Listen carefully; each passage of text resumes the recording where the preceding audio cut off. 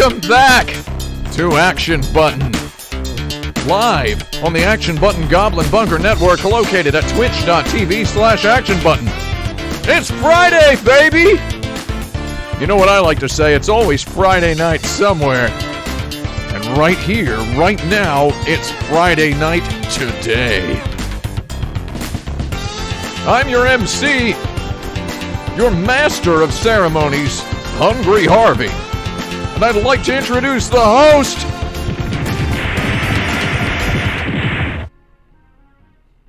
Oh my God, somebody knocked out Hungry Harvey. Somebody knocked him out. I just looked over at my stream chat. It says 100% at the top. I don't know what that means. Wait, hold on. Can I get my stream chat visible on the camera? I mean, I know I can. Let's just do it. Here you go. We're going to do something. We're going to just do some live production work here. Ooh, what is that? Oh. That's not what I wanted.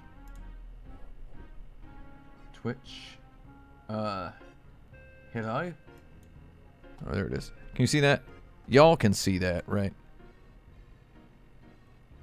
How's that? Hold on, let's, a little bit of live production work. Hold down the Alt key, and you can, kind of shave whatever this trash is. What is this stupid hype train thing? Get this thing off of here. Lord. So frustrating. Can I not? Look at this. Look how much room this takes up. That's terrible, Jerry. We're going to cut off the part that says stream chat, and then we're going to just put it over here. How's that? Does that look good? Is this what the pros do? We're going to go ahead and leave a little bit of my background there as well. Hello and welcome back to my show. You can only see a couple of messages. Get all this trash off of here. What is all this trash that they put up here? I don't want to see whatever this is. 59%, 62%, 63, 64.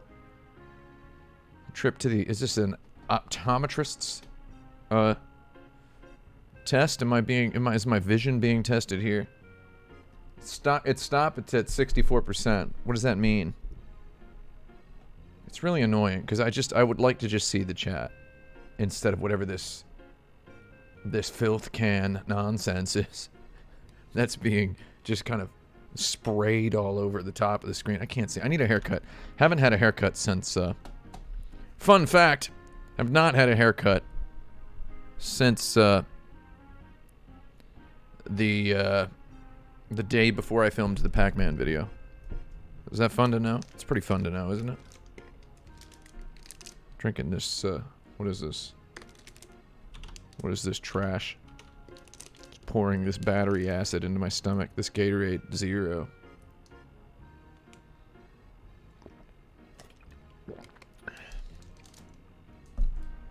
I don't know what else to say. I mean, I unplugged my computer. And I was doing a little work on it, you know, a little hot rodding. It looks like we got them 100% at the top of the thing there. A little 100%. And then the word hype is stretched out because that's the word you have to use when something exciting is happening or you do not well ingratiate yourself to the mainstream game likers. Is that basically it? You can't just say, I'm excited for this. You can't just say, I'm looking forward to that. You have to say, I'm getting hype about it.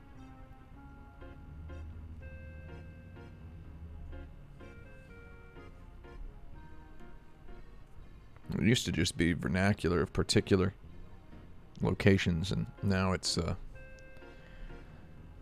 something everybody just kind of picks up and stops. You just use it, I guess. How much better am I feeling? Well, I put my sunglasses on because they're prescription sunglasses, okay? Like, I can't see without them. I've got a whole bunch of... Maybe I'm feeling about 50% better. I got a whole bunch of problems. I will not regale you with the full cornucopia of problems that are happening at the moment. However, there's a lot of them. Medical, I mean, just several medical problems, perplexing ones. It's a virtual house episode over here. It's not going well, health-wise. I would not say it is going well. Hair is at the absolute bottom of the problems because I have a great barber, and I know exactly where to get my my haircut when I need to get my haircut. Someone says, I'm glad the Tokimeki tiles are still here. The last time I streamed with the Tokimeki tiles was in winter. So I'm just pointing out. It's so impressive I have to point it out myself. That the green ones are the spring ones. So I've evolved them to the spring tiles. So what do we have today? I don't know what to talk about. I was thinking maybe I should try to get back into... I'm going to admit to everybody, not a whole lot of work has happened on the Cyberpunk video over the last 2 months and a half or so, going on 2 months. Not a whole lot has happened because I got mortally ill to a point where now doctors call me on the phone to ask me, so how are you doing? I just got a doctor called me like 10 minutes ago, left a voicemail. Let's call us back and let us know how you're doing. Are all excited because they met a guy who has something that was not even on a house episode. So, basically, I want to tell you the problem. It's the problem in as much as I understand it exists.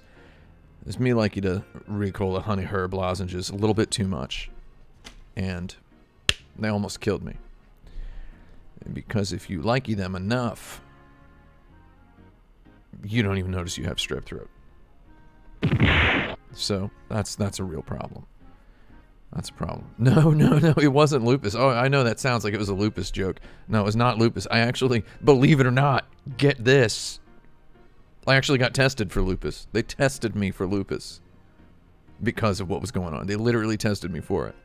So, the house's forbidden test. Not bad, huh? I've been off caffeine for 2 months. Haven't had a sip of caffeine in 2 months. Because my heart was beating. It was not lupus. I did not have lupus. I was tested for a rheumatic factor. A couple other things. You'll hear a lot more about my illness in my next video. Because it's been worked in. I mean, I would be lying if I'm just taking a little bit of, you know, you guys are like, do you guys like knack?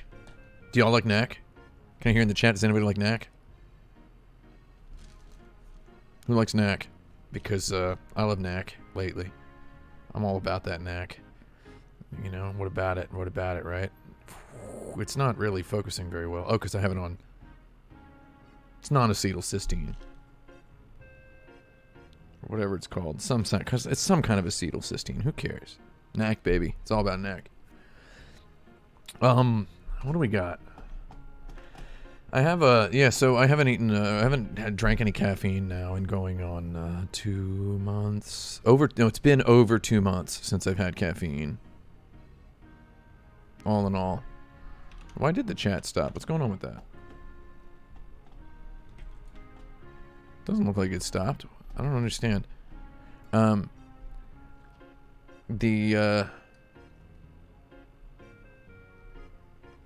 so I haven't had caffeine in a long time. I had to cut down on acid, things with acid in them. So I have not been eating very many, haven't been putting spices on my food for a while. I was kind of corralled into a whole bunch of lifestyle changes very, very quickly. I actually did a whole year without salt once, so it wasn't that hard to go off salt. And it's nothing FODMAPs related.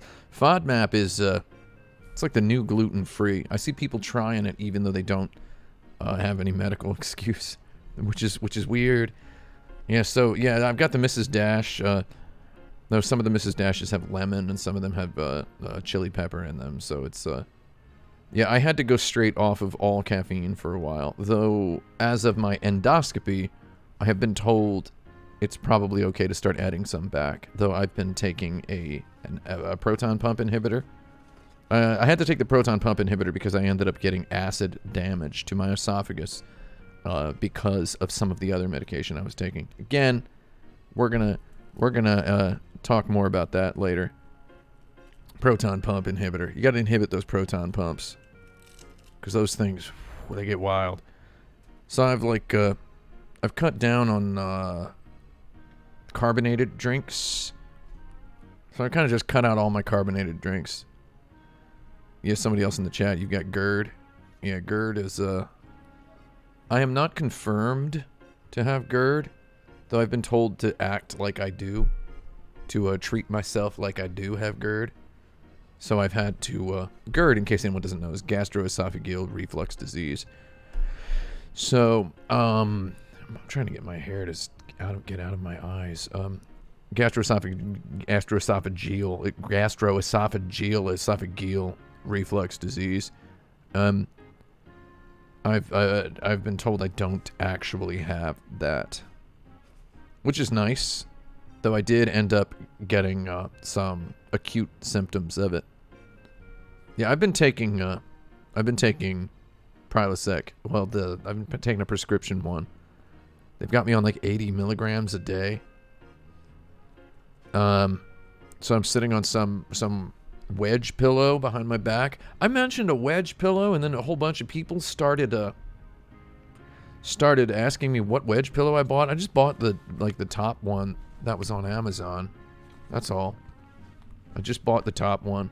It was like Amazon's choice for wedge pillows for acid reflux. It's a big old triangular pillow. Inclines me quite a great deal. It's it's as far as I understand, it doesn't actually have anything to do with my coronavirus infection. Someone says, "Got any more of the Goblin Bunker shirts?" Man, they're at the same place, man. Just go buy it. It's right there. I don't make them. They're made at they're made elsewhere. They're made elsewhere, and they're manufactured to order. So check it out. Check it out, my friend. That's shop.actionbutton.com. I'm wearing a blank shirt today because, yeah, I just don't, yeah, so I was doing a little bit of work today on my computer. I was trying to figure out, I've got this SSD that is vanishing. The SSD disappears, the NVMe SSD. I started getting back into the Cyberpunk project yesterday. I mean, I was doing work on it all along throughout the illness. What does that mean? Well, I mean, you'll see when you see the video. Though there's a whole lot of work that was done in kind of a strange way. Also, I read I was not able to fix whatever is wrong with the SSD. If anybody in New York City is like a computer expert, good luck! You know, let me know if you want to take a look at this big old 50-pound big boy computer over here. Yeah, because I've got this 4 terabyte drive that I really need it to be working. I have 4 terabyte solid state drives, 2 NVMe drives, 2 SATA drives, one of the NVMe drives, 4th gen, you know, because I'm not messing around. Nice. It keeps disappearing. It just vanishes out of it'll crash. I get these this storeport.sys not less or equal BSOD errors. I have troubleshot everything, reseated the GPU, reseated the RAM, reseated the CPU. Reseating the CPU in the cooler is just one of those things that just really scares the heck out of you. Need somebody with a test bench to just really run through each part. Whatever's wrong, I'll replace it. I don't think it's the drive, weirdly enough. So, new SATA cables? No, it's not a SATA drive that's messed up. It's not a SATA drive that's messed up. So the motherboard I have, which is a Gigabyte Aorus Extreme X570, it has some electrical issues with some of the M2 slots. Where if you put it in, if you put the NVMe drive in the 3rd M2 slot, it disables 2 of the SATA lanes. I've been sure to avoid that. Yeah. So I've been sure to avoid like noob mistakes like that. I read the manual of the motherboard which was not very well written, nor was it fun. However, I love this motherboard. It's a beautiful motherboard. Weighs like 15 pounds. I mean, you gotta love a motherboard that weighs 15 pounds. So, I read the whole thing. I, crossed all the I's, dotted all the T's, whatever's up with that. And yeah, swap the two M2 drives. Well, I can't swap them because one of them is the OS. I mean, I guess I could still swap it. Have I updated my BIOS? Look at this goddarn guy. Of course I've updated my BIOS, man. Of course, updating the BIOS is one of those things that I went ahead and did a couple of times. Updated the BIOS. I even rolled back the BIOS. I even did dual BIOS. I did a whole bunch of stuff. I see someone in the chat who has been sending me about 600 or 700 emails per day, reminding me of something. Like, I mean, I gotta. Here's. You want to see a picture, buddy? When you sent me that first email, here you go. Here you go. Hold on. This is me when you sent me that first email. This is I was gonna reply to you with this, okay? I was gonna reply to you with this. So just give me a little bit, okay? Just like, Lord, like, you don't have to email me about the same thing more than once. No offense. If you sent me an email, and especially if it's something very interesting and important, I will get back to you. Just don't worry. Just stand by. For God's sake. That's all I'm saying. Please. Just please stand by. You will get a reply. I was literally going to send you that when I got your second email about it. I was like, ah, man. I'm got other stuff to do right now. I'm sorry. Basically. Yeah, you sent it to the right place. Don't worry. Don't worry. Just give me I remember literally everything. I can't stop. I hate it. I remember literally everything. So no need to message me more than once. If I will ever, I will get back to you. That's all I'm saying. That's all I'm saying. An important Twitter message. Those don't get seen quite so frequently as emails, unfortunately. Because my Twitter DM inbox is like a wasteland. Also, there's psychos in there. Oh, one fun thing to note is we have finally, as of like 2 weeks ago, we have finally, are you ready for this? We have finally gotten some extreme haters on the youtube.com/action button channel. So. Nice. You win. So, finally got some haters. There's a lot of them, too. They just suddenly came out of nowhere. And man, they are psychos. They are like even worse than the people who were hating on me at Kotaku.com. Which, I mean, people love to hate on that place. So, it was, yeah. Some of these haters are outright creepy. And it's quite impressive, actually, to me. And it's like the sort of person who's like, oh, you talk so much about language and how, valuable whatever is. But then I can't help noticing that at 4:27:16 in this video, you end a sentence with a preposition. And it's just like, what? First of all, you can end a sentence in a preposition. It's okay. I mean, so it was like something like that. And it's like, it just interests me. He was like, it interests me if you truly intend your audience to take yourself as, to take wait, I don't even remember how he said, I deleted it. So it's like, I don't, I don't really remember. He's like, one question, do you intend your audience to take you as seriously as you seem to take yourself? And I was like, uh-oh. So I replied to him with, dude, I'm just gonna delete this for you so that nobody you know in real life sees this and then laughs at you behind your back, is what I said to him. I think it was pretty good. So. That was 4 buttons at once. I need to get better at pressing those.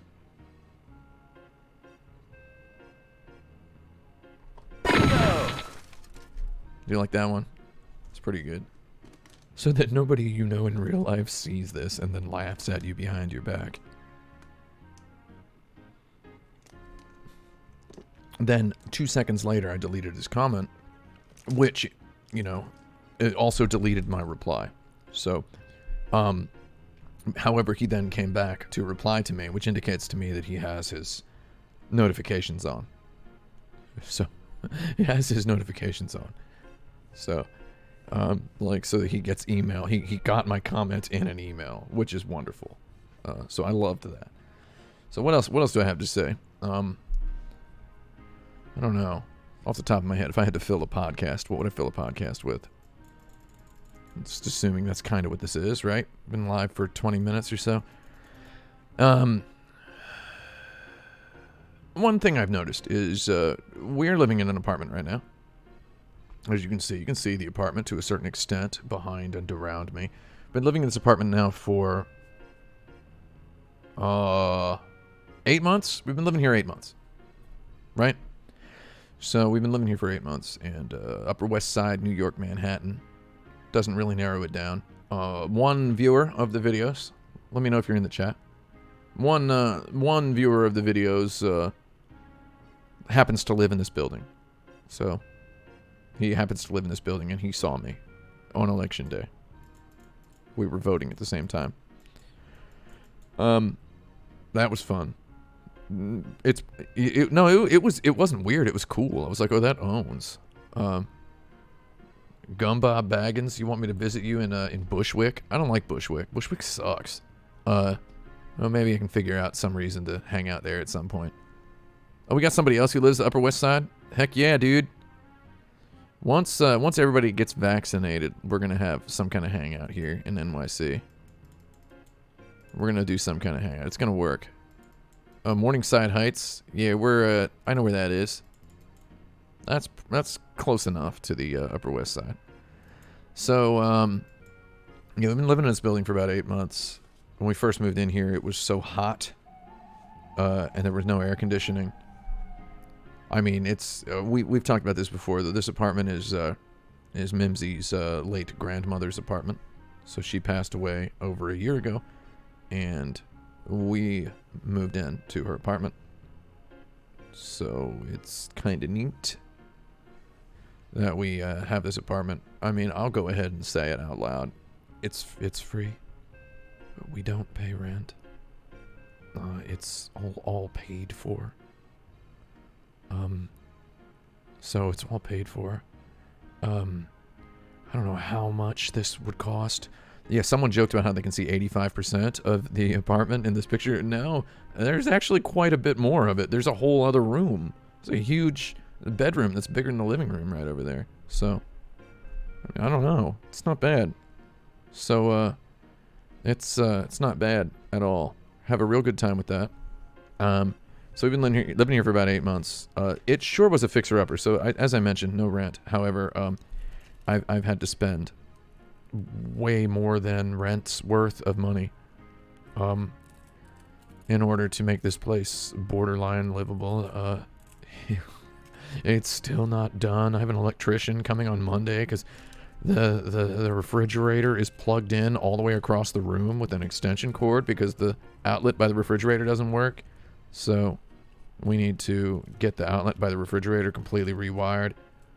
There's mold in the light switches. The bathtub was horrendous. It's just all in all a bunch of nightmares. So we're trying to fix all of that stuff. And I'm gonna do it. So it's just taking a while. Yeah, the toilet also. I need a new toilet seat. I think we should get a new toilet seat. Because the toilet seat that's on here is busted. I haven't had a good toilet seat in my house since I lived in Japan. You ever move into an apartment and the toilet seat? So the apartment we lived in Brooklyn, the landlord was a known slumlord. And he, he's been reported to the police and several authorities hundreds of times in the past 20 years or so. This old guy who owns 17 buildings and drives... I know that he owns 3 different Escalades. So Absolutely wild. This guy is known slumlord. I moved in, and the toilet seat was brand new, and it was like, it's like 5 millimeters thin. It's like this razor thin toilet seat, right? So the lid, I mean, the lid is obviously a little bit thicker, but the seat was just this, like, you sit down, you just kind of cut your thighs on it. It's horrible. So, well, yeah, we've been living here for about 8 months, and I'm just going to say, when we first moved in, you know, we had to deal with a lot of grandma's stuff. A lot of grandma's stuff gets, we had to get rid of it from the apartment. We threw away a lot of stuff. Anything that was valuable, we passed along to people who wanted it or inherited it or felt like they would benefit from it. There were 2 pianos in here, grand piano and an upright piano. Much as I love the idea of having a piano in my apartment, in a building that is apparently very friendly to piano playing. Whole lot of piano players and such kind of living and hanging out around this place. A lot of instrument players. A lot of those, you know, we had to get rid of those because they were just really huge. And Grandma was living here alone. We want to live here with 2 people and a tiny little dog. So we needed to get rid of stuff like pianos. She slept on a tiny bed and had 2 pianos and like 6 tables and like a giant sectional sofa that filled the whole living room. No TV. It's fascinating. So yeah, we ended up getting rid of all that stuff. And Mimsy's mom and dad took the pianos. And yeah, so we also, you know, we get mail sometimes. Stuff about her bank accounts, health insurance, hospital bills, Grimley. That we forward along to Mimsy's dad, who is the one responsible for all of that. And the very first day we moved in, checked the mailbox, and there was two things in the mail that caught my eye and entertained me. One was an issue of Time magazine, and the other was a letter from Time magazine informing Grandma that her subscription has ended and that she needs to pay them $20 so that she can continue getting Time magazine. And those things have arrived in the mailbox every week since for the last 8 months. Interesting, huh? So, every week Time magazine tells her that her subscription has run out and that she needs to pay $20 if she wants to keep getting Time magazine. And every month, there's a new issue of Time magazine. The $20 they get from the subscribers, nothing compared to the millions they get from their advertisers. Right? So, we get millions from the advertisers, they get $20 from the subscribers. However, the advertisers will only give them the millions if they say, this is our circulation. Our circulation is, 10 million or whatever. So in other words, they're going to keep giving Grandma her subscription for free. They're going to keep letting that ghost get that magazine. Basically. And they're also going to just keep gently saying, you could give us $20 though. We don't really want to lose any subscribers. So it's interesting. And yeah, so there's an issue of Time magazine basically unread in my trash can every single week. So that's one thing. Oh, another thing. I got on Amazon and I ordered Vitamin Water Zero because I wanted it, because I like that stuff. Because I'm a sick freak, Jerry, right? I mean, I can't stop. And like I said, I was trying to cut down on acid, right? So as to not reflux damage myself and whatnot. Anyway, Amazon delivered me the wrong vitamin water. I wanted Vitamin Water XXX Zero. The Triple X, Jerry. The Trip. And they sent me the wrong stuff.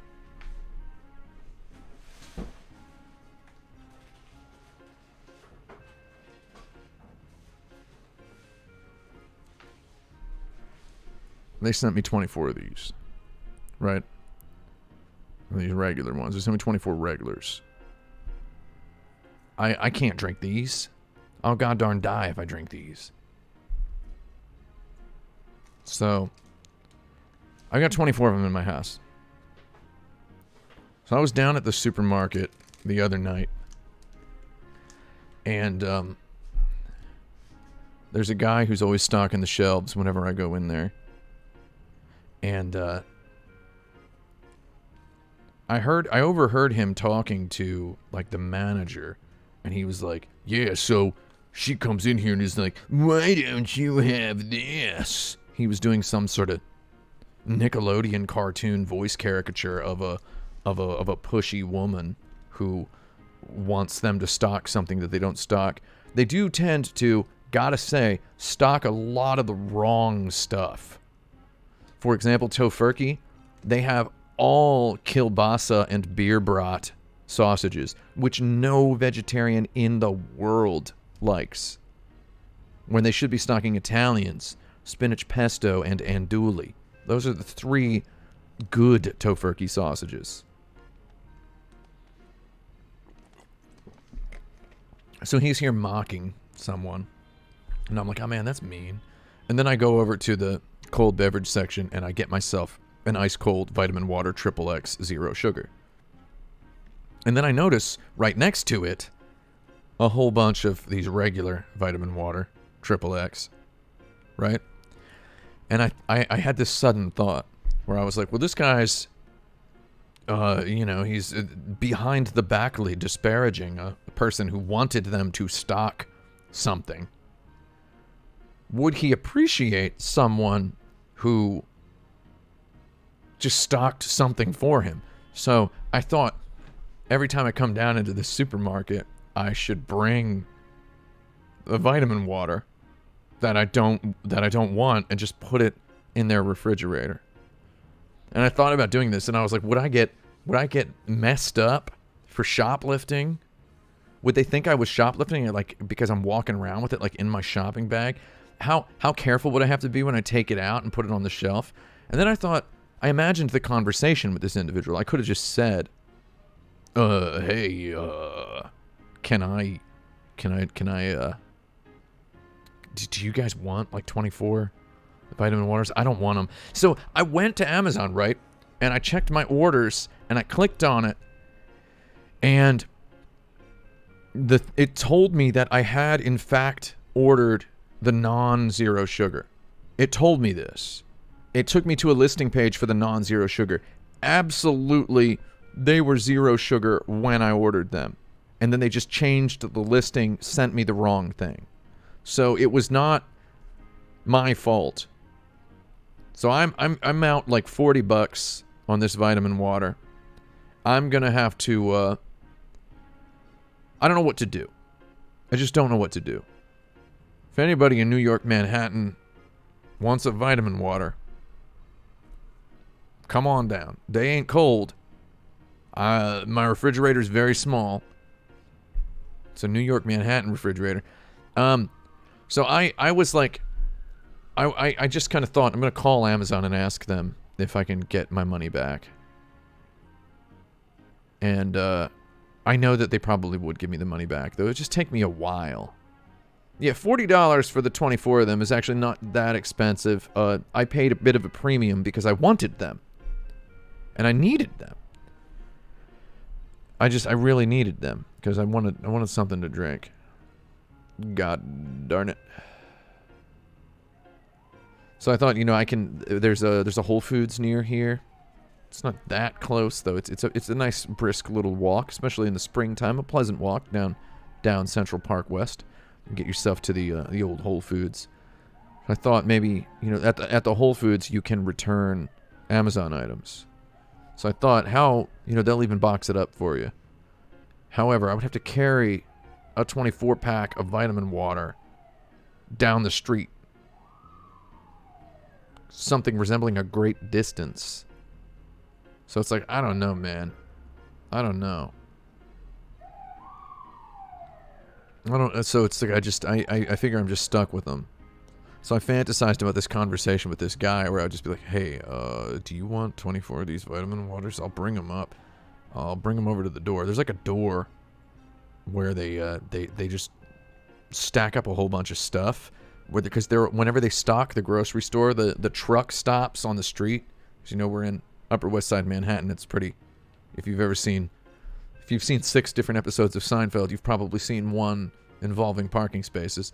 So it's the truck just slides up. The dudes run out of the grocery store. They rip all their stuff out, and then the truck, you know, speeds off with the doors flapping, and they slam shut. And it's a whole bunch of stuff just on the sidewalk. They leave a guy from the supermarket to guard it. However, sometimes he is inattentive and looking at his phone. If I can just figure out when they stock, I could bring those vitamin waters downstairs, and I could just put them in their giant pile of stuff. I could do that, Jerry. I could do it. So I'm thinking about it. Because I don't want to talk to this guy and be like, you want 24 free vitamin waters? Just, you know, just no... It's just like, I don't want to carry them down one at a time. Limited floor space, limited square footage in this apartment. I don't want the vitamin waters anymore. I would like to be rid of them. One at a time, if necessary. There is also, I could drink them. Chill one, drink it Saturday night. 24 Saturday nights. It's a lot. I don't want to think that far ahead, especially when it comes to a beverage I don't even like. When quite ill, I did in fact drink regular, full sugar, vitamin water triple X's. That's the pomegranate acai blueberry flavor. Didn't really like it. I like that zero sugar with the stevia. And stevia makes it taste like something educational, you know? Donate them to a food bank. Could do that. However, that does involve carrying them. A lot of the charitable organizations in New York that come to your house to pick stuff up, they charge you money. When I donated our old sofa, television, TV stand, table, chairs, blender, I donated a whole bunch of stuff to, you know, the local charity. You know what they did? They charged me $900 to come pick that stuff up. $900. So to get rid of these vitamin waters, what? It's gonna put me out like another $100, right? So it's like, yeah, here you go, 24 vitamin waters. Yeah, they're going to a good cause. You get $100 and 25 to tip my brother. And they're just this Mario and Luigi. Just this grotesque 7-foot-tall Mario and this horrifying 9-foot-tall Luigi. Glowering at me. Driving around in a scum-stained, pond-dwelling looking plumber van. Their heads popping out of the sunroof. Don't like it. So I think the plan of leaving it outside on the street when the truck comes is the smartest thing to do. However, I unfortunately slashed one of the 2 cases open. I think they probably wouldn't notice if I just put them out there. One of them is slashed open. I slashed it open because I wanted to grab myself some zero sugar vitamin waters, and it's really hard to tell it's zero sugar or not until you look at the label. The zero sugar one just says zero sugar above the name, and it's in just this really minimalist font. Very bad graphic design. Vitamin water's not good graphic design. The weird thing is when they came out, I remember graphic designers being excited about it. So yeah, I've got myself a little caperous conundrum when it comes to these vitamin waters. Or Vitwats, as I like to call them. I don't really know what to do. It's caperous. It's caperous, my Jerry.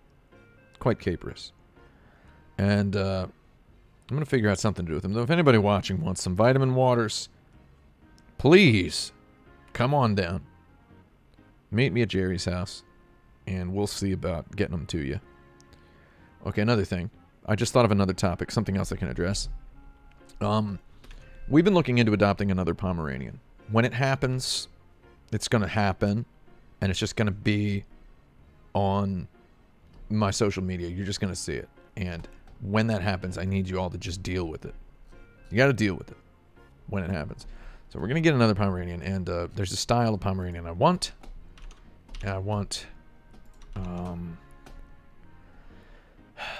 I really, really just want to have a black Pomeranian, right? And I want it to be a black female Pomeranian. Don't ask why. So I want a black female Pomeranian, little tiny, just solid, triple black, all, just perfect. I can't see very well. If I can't see my dog, I don't want anybody else to. You know what I mean? These black Pomeranians, very low contrast. It's hard to see their features unless you got a flashlight or, you just like all the lights on, direct sunlight. What's the dog's name? Will not announce the dog's name. The dog has a name kicking around. My little Betsy Trotwood. That's not her name. Somebody tell me what that's a reference to. You get a bunkered dollar. Oh, well, yeah, no, actually no, because then you're just going to Google it. So I don't want to. It's anyway.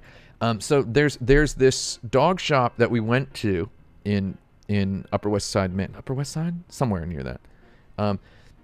There's a dog zone that we went to introduce Bibby Babbis to a couple Pomeranians. They had some Pomeranians. They had a couple of Pomeranians there, and we took Bibby Babbis there to hang out with him several months back, like right when we first moved into this apartment. Because we were just in the neighborhood. I was actually buying the TV stand from a furniture store very close to this prestigious dog store that we've heard a lot of. Oh yeah, thanks for getting the Dickens reference. Yeah, it's a David Copperfield reference. It's very specifically one character has a niece that was never born. I mean, not that not for any sinister reason. She just wanted a niece, and she got a nephew, and she refers to this unborn niece as being this perfect individual. Betsy Trotwood. What was I saying? Yeah, so we went to this dog store, and because we saw that they had a black female Pomeranian puppy, little tiny puppy, and she was beautiful, had a bad attitude. I will not lie. Had a horrible bad attitude. And they knew it. The guy who showed us little Betsy Trotwood, which is her name, because she disappointed me. That's also a David Copperfield reference. The guy who showed her to us was like, yeah, she kind of sucks. He was very, very casual. And I posted some pics of us hanging out with her on my Instagram. I'm trying to find the pictures where they introduced her to the world. So hold on, give me a moment here. So yeah, we went there and we hung out with two Pomeranians. There was a little I don't know what the coloration was. It was a multicolored, kind of fancy looking Pomeranian. I got a cough. Hold on a second. I'm done coughing. So there was a fancy multicolored Pomeranian that was looked like it would be kind of the star of the show. And Bibby Babbis got along very well. It was kind of a Pomeranian that looked something like this. So Bibby Babbis got along very well with that Pomeranian. However, when they brought out the black Pomeranian was being kept in the back, which right off the bat that's a little tricky, right? So it's like they bring this dog out of the back. They go, we got her in the back. Because we booted up the website or the Instagram. We're like, what about this one? It looks like they delete photos of dogs that were listed previously. Which, don't 100% blame them for doing that. Because it keeps, oh wait, hold on. No, I found it. Yeah, so I'm going to show you all the little baby girl puppy. Little Betsy Trotwood. Hold on. I'm taking pictures of all these. We're just going to call her Little Betsy. So, that is not going to be my dog's name, by the way. I prefer to give my dogs Dickensian names of my own invention. So yeah, we saw this dog and we loved it. And then we're like, well, we're near the shop. Let's go take a look at it. We popped in, and the guy's like, oh, she's in the back. Right? So he brings her out, and she was just an absolute trash jerk. Like a complete jerk. Like constantly jumping and screaming and screaming. And I picked her up, and they say that female Pomeranians are very hard to train, which is what I wanted. I wanted the challenge. I wanted a weird one, you know? Wanted a weird one. So she was hard to cooperate with, hard to enjoy. High difficulty level on the enjoyability of that particular dog. And it was, I mean, she bit me really hard. I mean, she was tiny. She was like weighed less than, I don't know. She weighed about 1.5 grams, I think. That's not true. I'm not like a weed connoisseur, so I don't really know how much 1.5 grams is. So, she was very, very light. 1.5 grams, that's it's a typical weed, unit of measurement, right? Right? Shout me out in the chat if I'm right. So, okay, good. I got it. Okay, I got it. Okay, so I've now assembled, this whole time I've been stalling, and I've been assembling several photographs for you. So I'm going to show you the dog now. Just here clipping them on my Instagram. We're going to see what the workflow is from Instagram to getting it into the stream. So we went and saw this dog. Liked her in terms of the way she looked. Was not a big fan of her attitude. Bibby Babbis was very friendly to her because we figure he needs a little buddy. This is before we got Bonko, also known as Bonky. I call him Bonko sometimes. So before we got Bonko, someone also told me that they thought my dog's name was Bippy Babbis, not Bibby Babbis, and I was like, oh, it's I mean, yeah, it is Bibby Babbis, but I call him Bippy Babbis sometimes because when I do like a Michael Caine accent, I call him Bippy Babbis, which is perfectly normal. In case anybody needs to know that, perfectly normal to do a Michael Caine accent every now and again. So let me find this dog. Hold on. Okay, so I have all the photos downloaded. Whew. Hold on. We're going to talk about Black Pomeranians today. I don't know. Primarily, we're going to talk about my particular. Is this one? Is this it? Is this it? Okay, here it is. So this is the one that we wanted, or that we wanted to look at, right? I'm also just outing the name of the store here. It's this place called Puptown. I'm about to make fun of them, so I'm sorry, Puptown, if you're watching.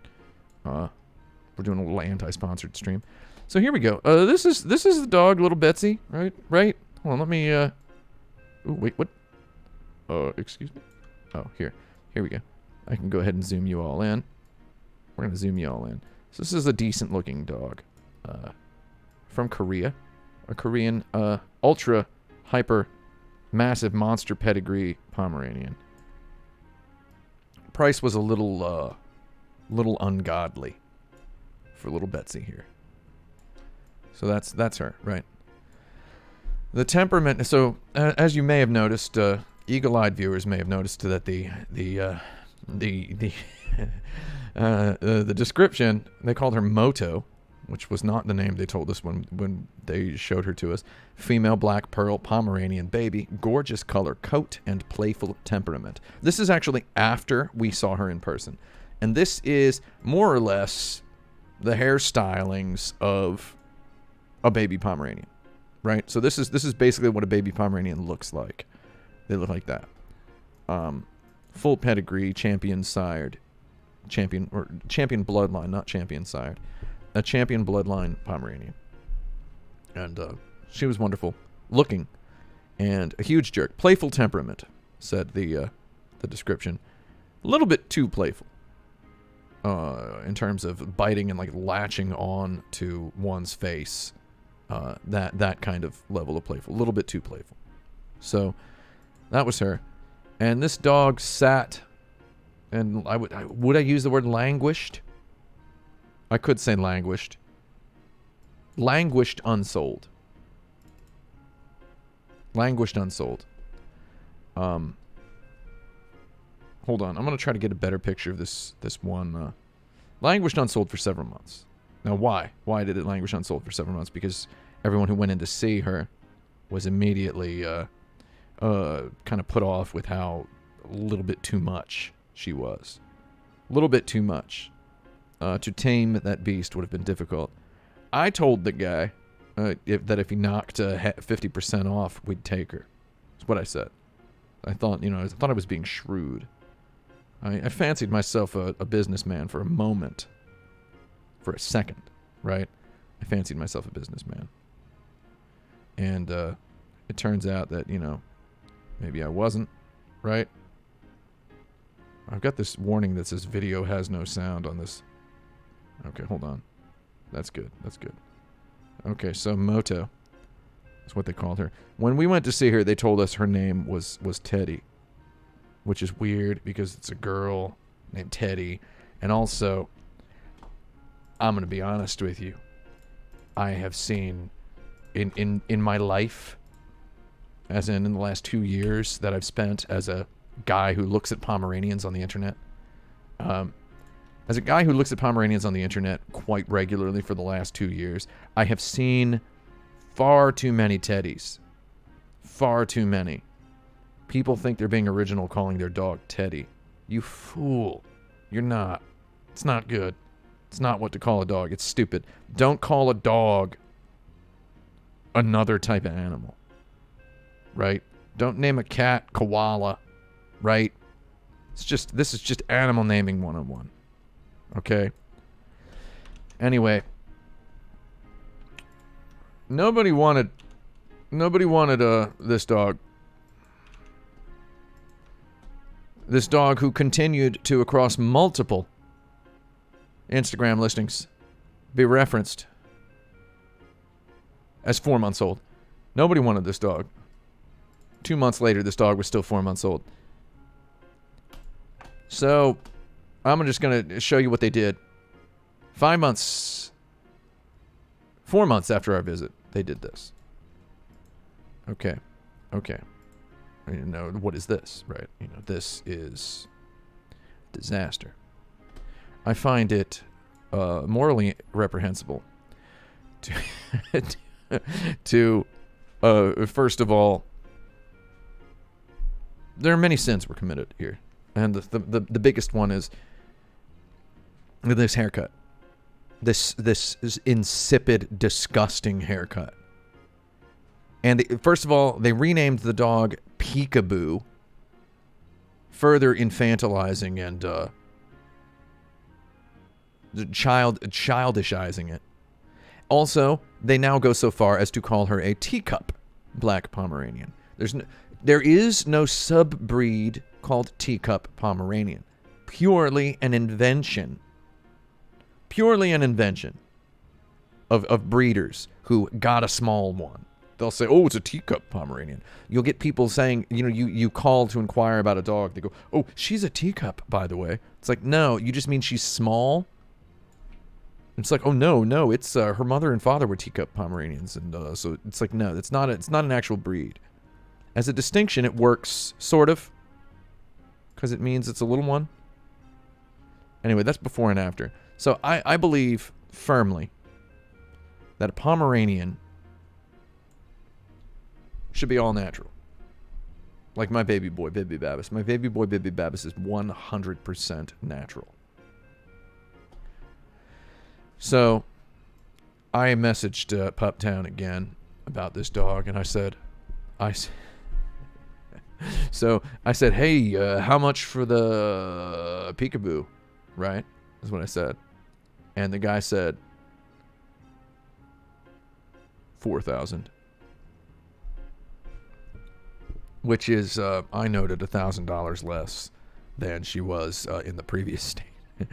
So I said, it's going to take 2 years to fix that hair. How about you sell her to me for $800? Just didn't reply. He just never replied. So Bingo! So that's my story about Peekaboo, Peekaboo the Black Pomeranian. How'd you like my story? I really liked the way she looked at first, and was willing to hang with her a bit. However, there's more to this story. They posted another Pomeranian today. There it is. Mimsy yelled in the bathroom, "There's a new Pomeranian." That isn't exactly how she sounds.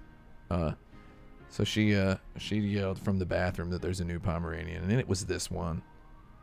And I will admit, that it's a good-looking dog. However, it also has had a demeaning haircut. You see, it looks kind of. It looks like, what are you trying to do? So basically, I look at the pictures of the people who purchase these dogs from this place. There is no other word than purchase. You don't adopt dogs at Puptown, New York. You purchase them. You buy the right to claim this living creature as yours.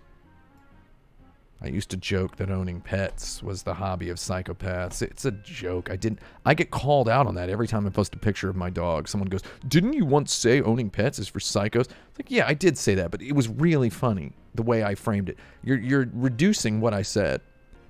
So one thing I noticed about this listing today, which just really got my goat, is this sort of no information pollution here. First of all, it's named Onyx. Male black Pomeranian baby, the most fluffy boy ever. You are just a tiny black bear. A little bit weird. Phrasing is a little weird. Whoa! Phrasing is different. It's different from how it was when I first saw it. It wasn't "you are just a tiny black bear." It was "did you ever see such a tiny black bear?" was how it was phrased earlier. They edited the caption. However, information pollution down here. You see this? Pomeranian, sable Pomeranian, cream Pomeranian, white Pomeranian, teddy bear cut, toy poodle, Pomeranian world, Pomeranian haircut, dog grooming, grooming, poodle, Puptown, puppy love, puppy life, grooming salon, grooming day, grooming time, Puptown grooming, party poodle, pooty love, Puptown, NYC, toy poodlegram, toy poodles. It's almost none of those. It's almost none of those things. So this is like when you go on, Craigslist and you're trying to buy a Honda Civic. You're just going to be sitting there looking at, goddarn Toyota Camrys. You go try to buy a 2006 Honda Civic, and you're going to be looking at 1991 Toyota Camrys like all day because of people like Puptown. So, is Puptown my nemesis? Yes. So someone was spoiling it in the chat, that Puptown is some kind of a puppy mill. I'm not going to call him a puppy mill. Although I will say, they sell puppies to millionaires, and they make them cheap. They stack them deep and sell them cheap, like Ray Skillman Mazda in Indianapolis, Indiana. It's a good-looking dog if they hadn't given it that teddy bear cut. I am a Pomeranian connoisseur. I will say. I've become a Pomeranian connoisseur. I don't know. I like them. I've liked them forever. I used to talk about corgis a lot. You know why? Because there were several corgis available to me. I had friends with corgis. Jerry. And I was friends with corgis. I knew boy corgis. I knew girl corgis. Whatever, right? I knew a whole bunch of them. However, Pomeranians were always in my heart as the dog. That if I got a dog, that's what I would get, because I knew that I couldn't deal with the big boy, Couldn't deal with corgis. I'm gonna go ahead and say it. Corgi's a huge dog compared to a Pomeranian. Corgi's like basically a Doberman Pinscher, compared to my little Bibby Babbis. So I've been keeping up with the American Kennel Club and all of this stuff, and I've decided that there's just one Pomeranian I've always liked, and it's been my favorite Pomeranian in the world, and that Pomeranian is Travis. Do you all know Travis? That's him right there. That's him. The winningest Pomeranian in American Kennel Club history. Look at this beautiful dog. Travis weighed 4 pounds. Travis was a man. I mean, look at that. Look at the harsh flash. Look at how reflective the owner's dress is behind him. Look how little he reflects. This baby boy is darkness. I love this dog. Now, I'm going to go ahead and spoil it. Travis has been dead for 26 years. But he's still getting laid. Because they I don't know how they got it. They got a lot of Travis. A lot of the essence. A lot of the juice. You know? And this little guy is still having children today. And frequently, every year, Travis continues to sire. Travis continues to sire. Through varying methods. Some of which would make Dr. Frankenstein blush, I presume. Here's another pic of Travis. You can really see how shockingly dark his coat is. He won Westminster. You know? Best in show. Not, I'm not talking like best Pomeranian, best toy dog. He won it all. So I have decided for Action Button Season 6, Episode 3, which is going to be about 6 or 7 years from now, I'm taking one of Travis's grandchildren all the way to the top. So I've been in constant contact with Travis's breeder. She's very old. She's still alive. And looks like I'm going to get me one. So I accidentally said grandchildren. I mean one of Travis's children. Literally one of Travis's children. I'm doing it. Do y'all notice that I read the instruction manual of my camera recently? Do you appreciate that? Taking one of Travis's children all the way to the top. I mean, Diane Finch is the name of the breeder. She has a website, finchespalms.com. Puptown is fun to monitor on Instagram. I monitor them. I do not follow them. I do not follow them on Instagram. I monitor them. It's fun to monitor, though. Ultimately, yeah. What can I say? I'm not going to ever click follow. I just like to look, you know. Here we go. I got 3 tabs open. I'm embarrassed to have 3 tabs open. Hold on. Let's close one. You gotta have the Twitch open, because otherwise, how do you know? Anyway, yeah, this is finchespomeranians.com, or finchespalms.com. I love this website. One of my faves. I'm here pretty often, even though it doesn't update too much. I'm here kind of a lot. I hang out. Just go back to just my old stomping grounds or whatnot. Wait, what is that? Oh. I was downloading pictures of Travis to pop into the stream. Hold on. Let's just get that back up in there. That's good. We're doing live production today. So Travis, as you can see, had several sons and daughters. Okay, hold on. There we go. There we go. Okay, so Travis had a lot of them. And again, Travis continues to be, quite popular among, I don't know if it's the ladies. Travis continues to be, a popular guy. Look at these. So basically, anybody who's read Game of Thrones you know what I'm referencing here is the seed is strong with regard to Travis. You take a look at these pics.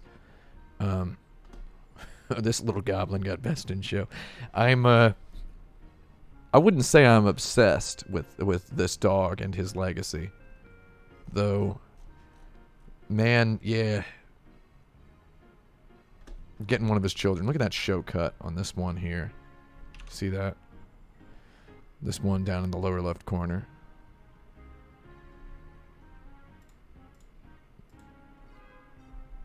Anyway. Oh, look, I filled a whole hour. See, I filled an hour with talking. What were the topics we covered today? We talked about Black Pomeranians. We talked about my vitamin waters. We talked about the Time magazines. There you go, see? Not bad. Oh, and also, you gotta be joking your eyes. You gotta be joking my eyes out if you think I'm gonna review dogs and not deal with all the moral stuff. All of it. Anyway, how's everybody doing? Received a few angry Twitter direct messages asking me why I didn't tweet about the stream. Sorry about that. This is just for the real, true murder heads. Some guy sent me a really angry Patreon message asking why I didn't notify the Patreon about the stream. And I felt really sad. That was the last time I streamed. He was like, you should have a schedule visible on your Twitch channel.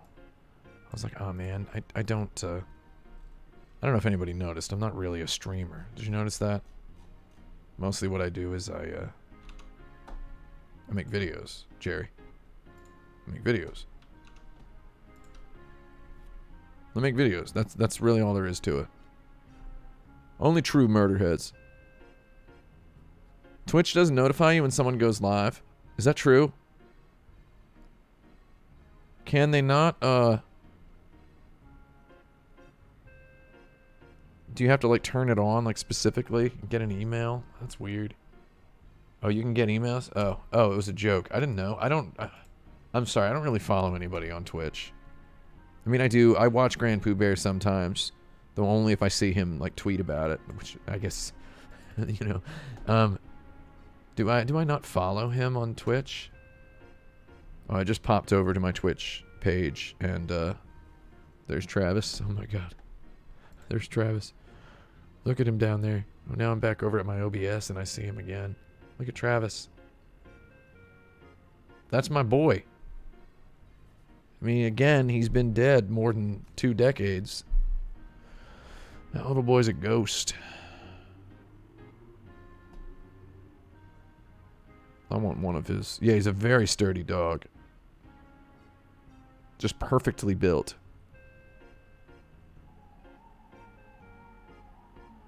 How do I get to be a Twitch partner? I don't know. I was asked, they told me that if I streamed enough, I could apply.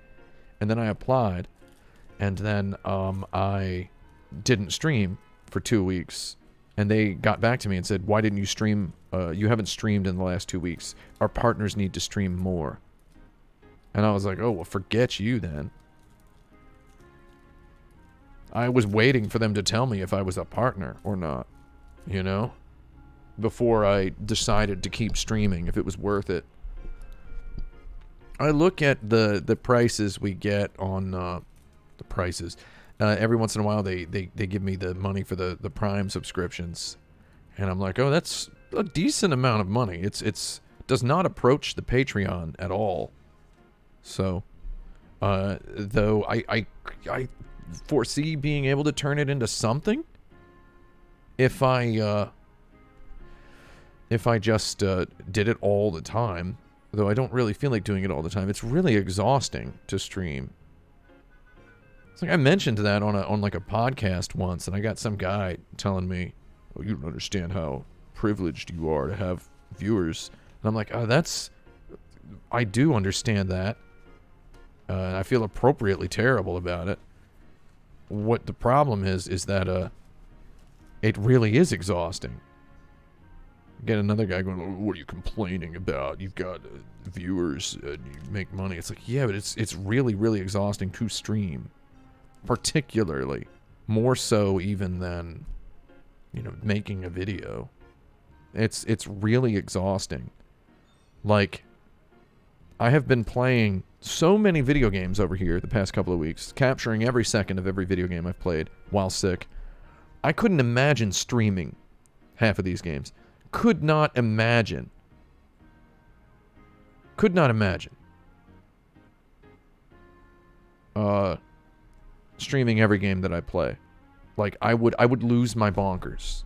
I would absolutely just go completely bonko. Like, no way, man. No way. I mean, I wear myself out pretty good with my video production. And I honestly just kind of think that video production is I think it's the superior art form, I do believe.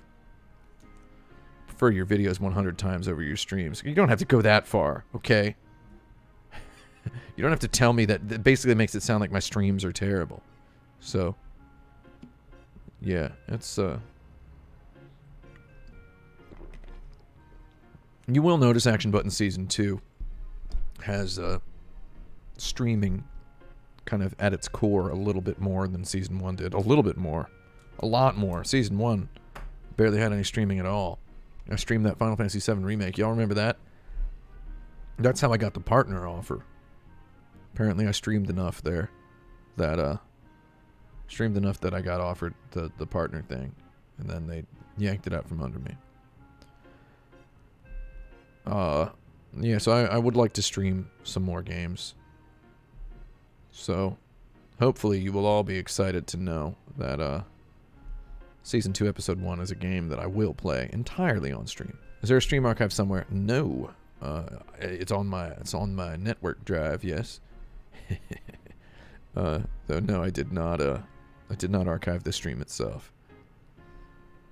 Did not archive the stream itself. I've left a couple of clues about what Season 2, Episode 1 is, though all of the clues are lies, so, it's not going to be like a super shocking game. Though it'll be quite fun. It'll be very good for me to just, be able to play a cool game. You'll know what Season 2, Episode 1 is at the conclusion of the Cyberpunk 2077 video. Is the Cyberpunk 2077 video script completely written? Nobody's asked that today. Has anybody asked that? Nobody's asked that. It has not been fully written yet. I'm sorry. I mean, it's in the bag, though it's not in the can. You know what I mean?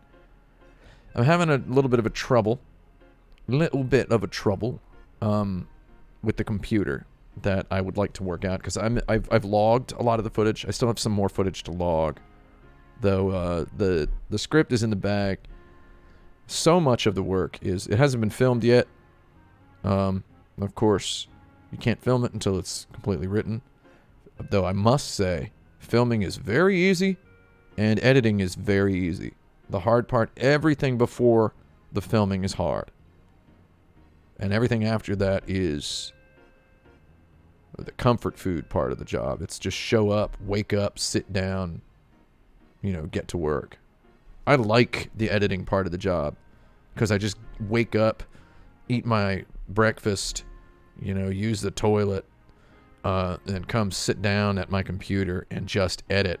And I know that I know that everything I'm doing serves the final product concretely. You know what I mean? Concretely, perfectly serves the final product. So I sit down and I go, okay, let's see how many minutes can I get through today. And I get through, however many minutes I have to.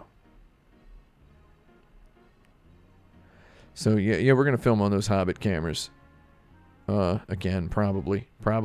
I was thinking maybe I would have to film it here, though I ended up just getting too sick to even think about filming anything or doing anything, and ended up not even finishing writing the thing. I hope to finish a large chunk of it this weekend. What is my secret for eternal youth? So there's an interesting question there. Is every time someone in my video comments or my chat tells me that they can't believe I'm 41 years old, it makes me very upset. Because I can, you know? I can believe that I'm god-darn 41 years old. I've been through the whole thing. Number two, we're watching this show Mindhunter the other day, and there's an actor, the character says, I'm 44 years old, Bill. I can't work in the basement. Because they like tell him to go down into the basement. And I was like, 44? The guy looks like he's 55. I looked him up on Wikipedia. Guy's 57 years old. So, have you not heard of the stereotype of like, there were 30-year-olds playing teenagers in the 90s on TV? You heard about this? Basically, you should probably accept that you might not know what a 40-year-old looks like. You might not know. Pop culture might have rewired your impression of what a 40-year-old looks like. This is what a goddamn 40-year-old looks like. Like, you see this? Right? See, there's stuff going on here. This is not no 20-year-old skin. You see this? Come on. Seriously. Seriously. I know what I looked like when I was 25. Definitely looked a lot better than this. A lot better. I do have a lot of gray hair as well. You just can't see it because it's dark. If we shine a light on my hair, you will see that it is about 30% gray. Here you go. Okay, well that actually just kind of... You see some of it? You can kind of see some of it, right? It's pretty gray. So, that's... I mean, come on. Come on. I got hair cover. So what is tricking you into believing that I'm not 41 years old is the hair. Is the clothes. Right? Is the sunglasses. The fact that I wear NASCAR shirts and NBA shirts. That's all. So, trust me, I definitely know how old I am. God, my throat hurts. My throat has hurt for about 2 months. I'm having my neck MRI'd on Wednesday, so that's going to be fun. I'll be okay. Do I have a skincare routine? Yeah, it's shower in cold water. Drink green tea. Well, I don't drink green tea anymore. I take decaffeinated green tea extract pills.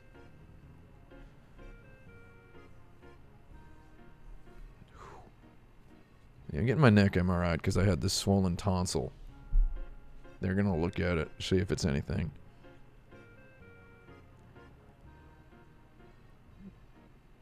Wait, your dad had an MRI for his bladder and he has gallbladder stones? You mean he had his gallbladder MRI'd or he had his bladder MRI'd? I had my gallbladder ultrasounded the other day because I had an inflamed liver, pancreas, and spleen.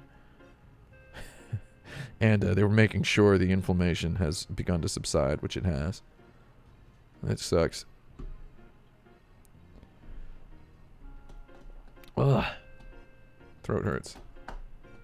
However, I don't have esophageal cancer, so that's good to know, isn't it?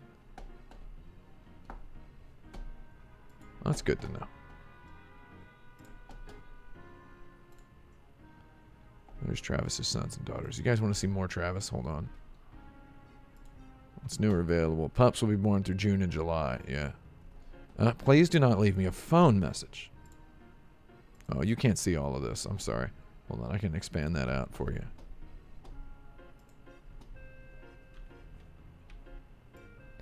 Pups will be born through June and July. Okay, hold on. Please do not leave me a phone message, but do leave me an email message for the quickest response.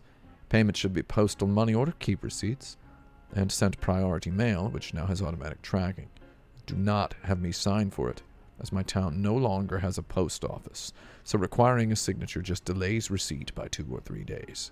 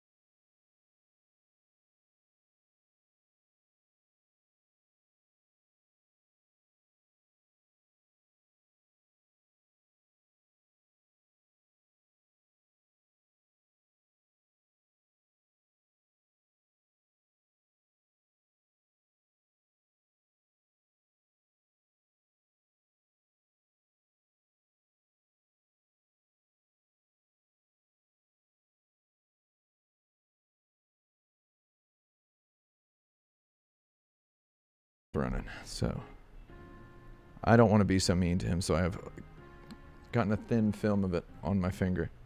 Bibis? Bippy Bappus? Do you want it? Do you want it? You want?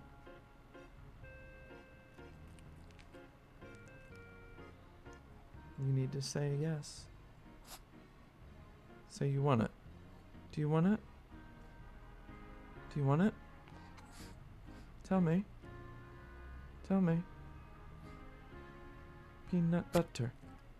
No. Peanut butter.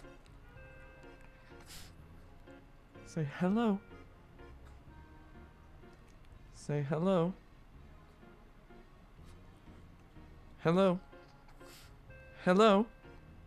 You can do it. Hello. Hello. Hello. Hello. Hello. Hello. Yes. Did you hear him?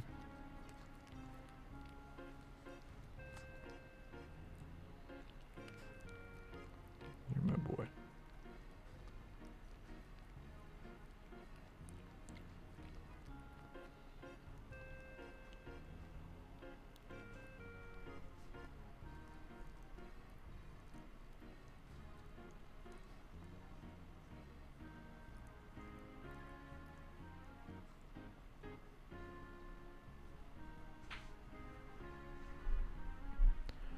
And that's my baby boy.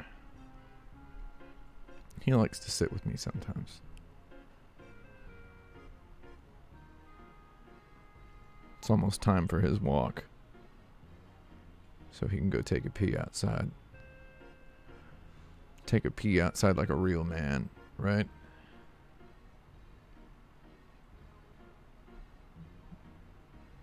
He'll fall asleep if I hold him like this. It's okay, buddy. Take a nap, my friend. He's really kind of flopped in there. You want some more peanut butter? Here.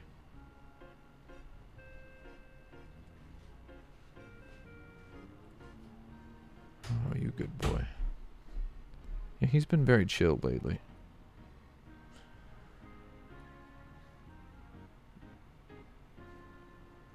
It's getting warm, so he comes up and sleeps on the bed next to me, between my feet, on his back. It's very nice.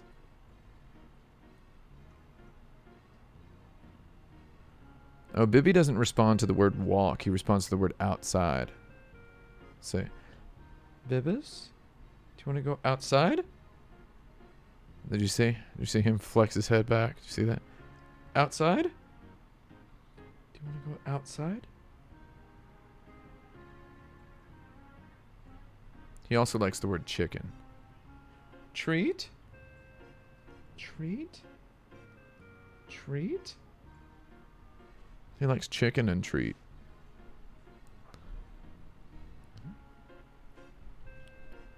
Anyway, that's my boy.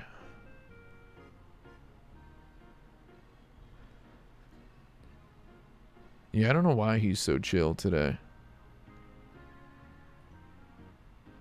I'm gonna put him down. You wanna sit down? You wanna go down? I'll put you down. Say goodbye. He's not gonna say goodbye. Oh, he's still here. He didn't leave. Sit.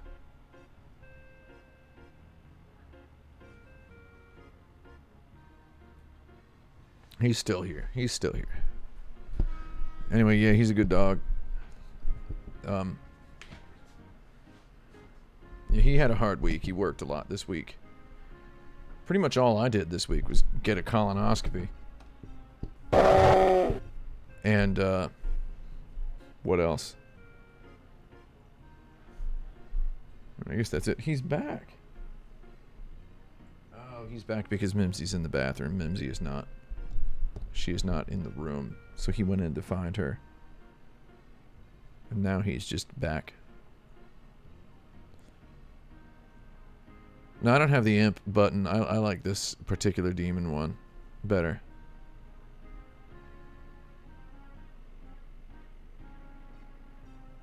Oh no, that tweet was not an April Fool's joke. I did mean to send something. It's just I got really sick on the Monday. After that, I intended to. I just got much more gravely ill, and then I decided not to send. I couldn't do it. There is a thing coming up. I was working on a little something, so we're not going to get back into talking about my being sick. I spent a large part of this stream talking about being sick. Tomorrow, I'm gonna eat macaroni and cheese and drink an A&W root beer. And watch a movie. I don't know what movie to watch. Does anybody know what movie I should watch? What app do I write in? Sublime Text 3.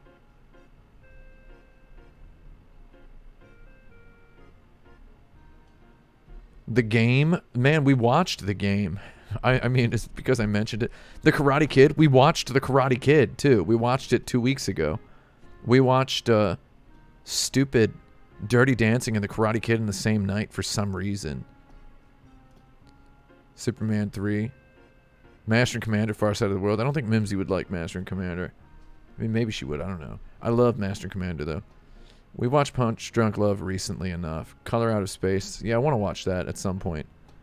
Matrix Trilogy, yeah. I'm always watching the Matrix Trilogy. Speed Racer, they need to have a 4K. They need to have a 4K. We went and saw Speed Racer at the Alamo Drafthouse 2 years ago when they had it. Playing in film. It was real good. Real good. First Cow, good film. We watched that, what do you call it? That Nomadland. We watched that Nomadland. Oh, Big Trub, Tiny China. Yeah. We haven't watched that one, though. I've been thinking about watching that one again. I've got it and, what else do I have? I've got that and, They Live and Escape from New York in my little queue. Mimsy's never seen any John Carpenter movies, so we might watch some of those. So there's people out there who's just never seen any John Carpenter movies. Under the Silver Lake, I liked that movie, man. That movie was stupid. I liked it. Guy's wild. Anyway, yeah, we want... Oh, that I Care a Lot is also nominated for some stuff. Are the Academy Awards coming up? When are the Academy Awards? Mank? Mimsy's never seen Citizen Kane, so we can't watch Mank. Or we could if we wanted to do a strange experiment. We did go to see Avengers Infinity War into Endgame without Mimsy having seen any of the Marvel movies.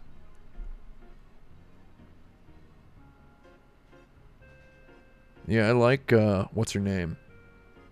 I like, Rosamund Pike. Not so much in Gone Girl. She was okay in Gone Girl, though I like her in other stuff I've seen her in. Jack Reacher. Love that Jack Reacher, dude. Who hasn't seen Jack Reacher in the chat? That's for you. And here's another one. Yeah, did I have a knife in Siberia? It's got Wiener Hot Dog in there. Wiener Hot Dog is in Jack Reacher. Promising Young Woman. Yeah, I want to watch that movie. So I watched Nomadland, and I'm gonna go ahead and say it was okay. It was all right. That's it. It was all right. Lupin the Third, the First. Yeah, I mean, I might watch that at some point, though. Like, I mean, who knows? The Minati might watch that as well. I haven't really enjoyed a whole lot of the newer Critical Darling movies recently. I think a lot of them have been a little thin. For example, that Nomadland. Didn't really like it that much. I like Frances McDormand a whole lot.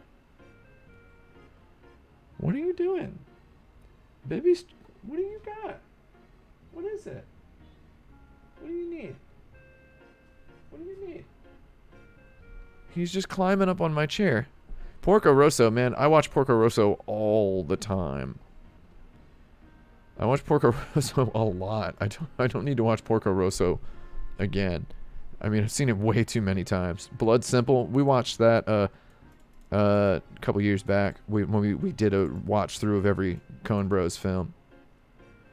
Can I recommend a Korean film? I saw Parasite and It Owned. If you haven't seen Memories of Murder and you've seen Parasite, you watched them in slightly the wrong order, but you should be okay. You got to see Memories of Murder. Bong Joon-ho.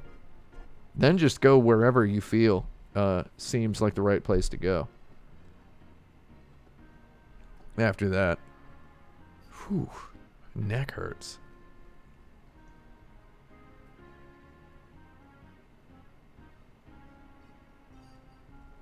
Yeah, Parasite's a good film.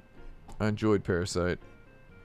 Parasite's much better the second time you watch it as well. So if you've only seen it once, check it out a second time. You might like it more. But watch Memories of Murder first. Watch Memories of Murder, then watch Parasite again. That's what I would say. Do I have a Letterboxd? No. I mean, I did, but I mean, there's nothing on there. Who cares? I don't really feel like that's like the habit for me. Just don't really feel like that's the habit for me.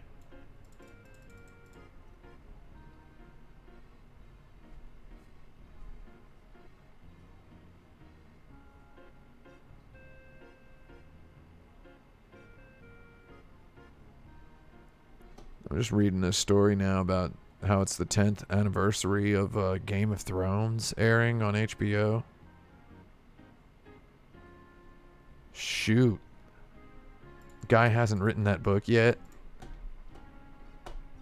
Thinking of ending things. Yeah, I'd watch that. It's just, I don't know about Charlie Kaufman anymore.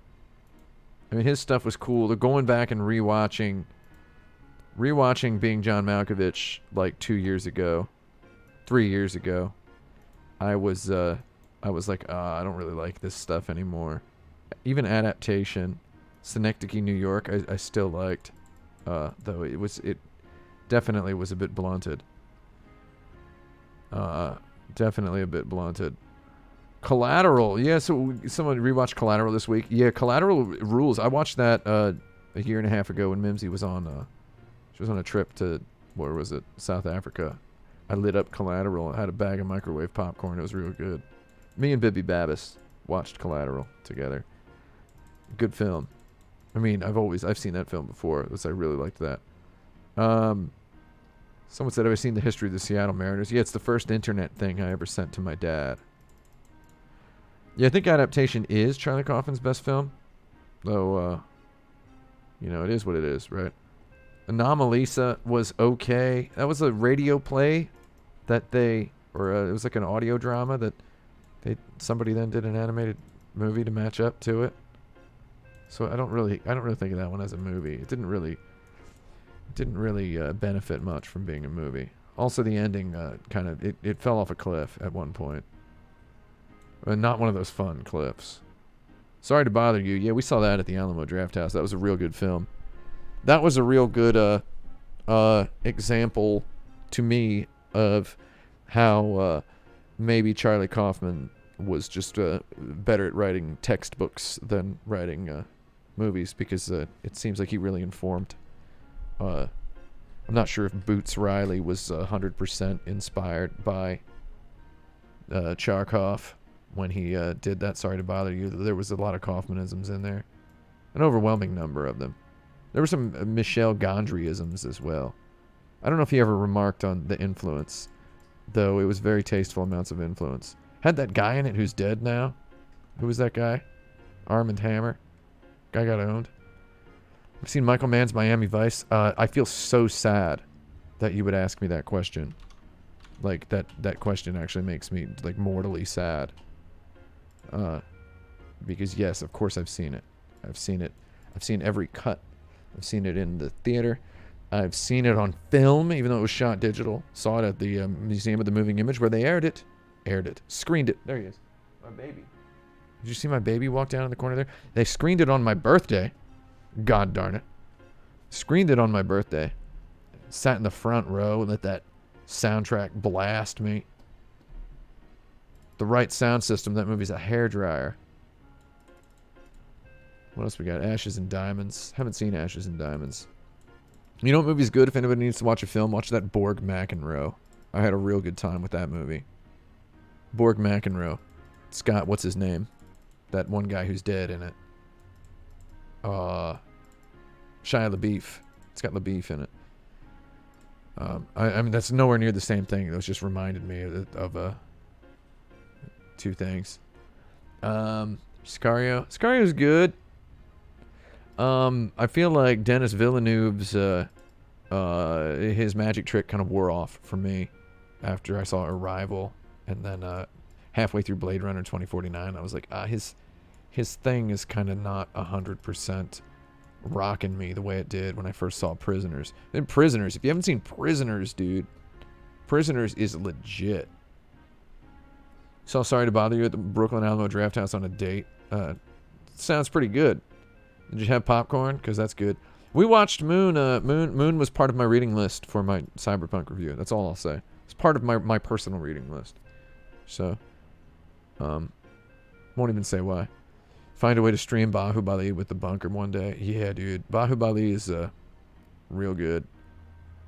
Scrolling through all these. Schenectady, New York was one of my favorite movies for a while, too. And then, yeah, he does, and then, what was I going to say? And then it's just the moroseness of it, the histrionic moroseness of the Charlie Kaufman shtick started to grate on me. At some point later in my adult life.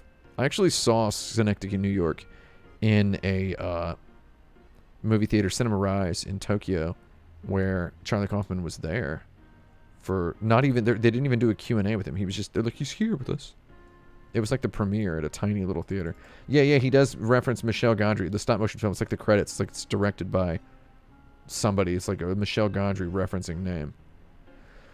Event Horizon, a Liberate Tutime, ex Infernus or whatever. Sam Neill, dude. That's a classic film. That's the best direct-to-video movie ever to air in a movie theater. I saw that for $1 at the Dollar Theater in Keystone in Indianapolis, Indiana. Me and my buddy. He thought it was going to be a fun space movie, which is, come on, man. Thought it was going to be a fun space movie. I didn't like that movie. Thought it was going to be a fun space movie. Touch of Evil, good film. Haven't watched that in a while. Love it a lot, though. It's got that long take that is referenced jokingly in Robert Altman's The Player at the first scene, if anybody remembers that. I mean, there's other things about that movie that get referenced elsewhere. Blowout, is that by somebody with the last name Antonioni? Antonioni. Or is that... Have I seen Angel's Egg? Of course I have. It's Yoshitaka Amano. It was on VHS. It was in Blockbuster Video. Of course. Oh, Blow Up. I was thinking of Blow Up, not Blow Out. Sorry. I prefer Blow Up to Blow Out when we're comparing these things. Video essay on Angel's Egg. Neat. 7 Days in Heck. Yeah, I've seen 7 Days in Heck. Can't go wrong with some Wiener Hot Dog. Yeah, they got a whole lot of Wiener Hot Dog on that Criterion channel. I recommend people the Toward the Land of Silence and Darkness, his documentary about deafblind people in Germany of that time. Good film. Ashes and Diamonds was one of Tarkovsky's famous... I'm hearing a lot of good things about Ashes and Diamonds. Angel's Egg is the Dark Souls of movies. Good. What else do we got? Yeah, everybody's got to have the Criterion channel. Blood Simple. Is Blood Simple still on the Criterion channel? It was, right? Dragon Inn and Goodbye Dragon Inn. Darkman. Yeah, I love Darkman, directed by Sam Raimi. I love the part about the elephant. You know, give me the hecking elephant. You know, where he goes, give me the hecking elephant. Right? Really, really classic part of that film. Darkman, fantastically beautiful. And I really like that movie. I also was a big fan of his Spider-Man. And the fact that he's doing a, what do you call it? He's doing the, what is he doing? Doctor Strange 2. It's wild. Absolutely wild. Sicario 2, I did not see Sicario 2. As I understand, it's just they got all the actors back together and had a similar script that they workshopped. Incendies is a good film. Dune, good film. Did I like The Lighthouse? Or Dune is, I mean, Dune's not out yet, though. I will watch that. Lighthouse, yeah. Okay, so this is the wrong opinion, in my opinion. Arrival is great, but yeah, I've been less charmed by other stuff. By Denis Villeneuve, or Denis, is it pronounced Denis? I think Arrival is the one that kind of broke me, because Arrival is kind of it's kitschy. It's a little too cute. So, it's a little too cute, and it's too kitschy, and it's too twist related. I don't know. I was like, oh, I prefer Prisoners. Prisoners is the Denis classic IMO. Payback starring Mel Gibson. Really like that movie. I'm sorry. It's just a filthy, weird movie. It's just a gross film. You know, I know that Mel Gibson sucks. He does suck, and he's had some problems, and a lot of that was him being an alcoholic, and he's done a lot of stuff that I'm not gonna forgive. And I not that it's my place to forgive or not forgive people, though I do love the film Apocalypto, and I saw Hacksaw Ridge and I liked it. Though now, only now, am I hesitant to watch his new movie, or the newest, or not the. It's not the newest movie. He was in a movie called The Professor and the Madman, starring Sean Penn, and it's about the writing of the Oxford English Dictionary. Yeah, man, I really want to watch that movie. It looks like a movie I would enjoy. So yeah, I feel like I shouldn't watch it. Isn't that a shame? So I don't know about that. Yeah, how you doing? I'm here. Taiwanese film wrecks that aren't Edward Yang. Give me a minute, because I have seen a bunch. Though, I mean, really, the Edward Yang is just the go-to. The go-to one. Is Prisoners on Hulu? Oh, that rules. Sage Water Dragon, if you have a 4K device and you, I think Prisoners is a gorgeous-looking movie. And if you can afford the $3.99 to, like, rent it on Apple or whatever, to watch it in 4K, it looks really good in 4K. It's a very, very, very gorgeous film. So, I mean, just letting you know, if you feel like that. What else do we got? Oh man, I'm a little behind on the chat. Let's see.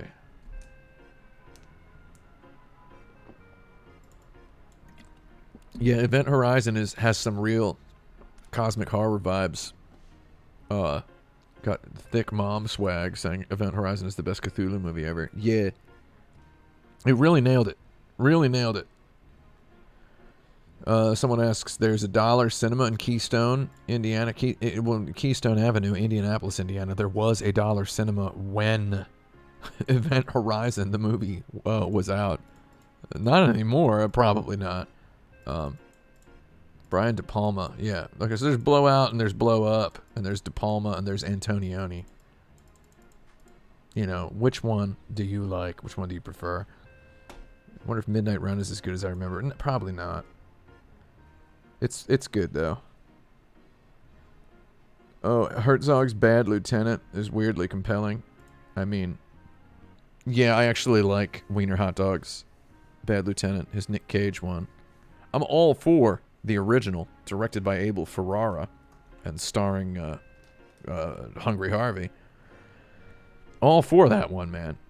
Whatever. Ikiru, good film. Though I really think Bad Lieutenant, the Wiener Hot Dog Bad Lieutenant is also a very worthwhile film to watch. It's strange that it's called Bad Lieutenant. It's strange that he made... I mean, I know Abel Ferrara was mad at its very existence.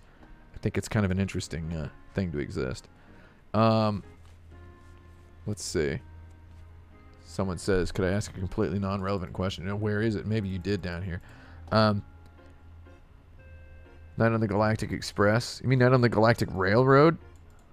Soundtrack by Haruomi Hosono.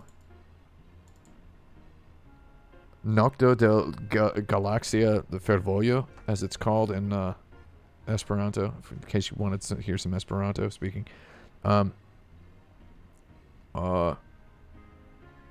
else we got? Tom Popo. Tom Popo's pretty good. I'm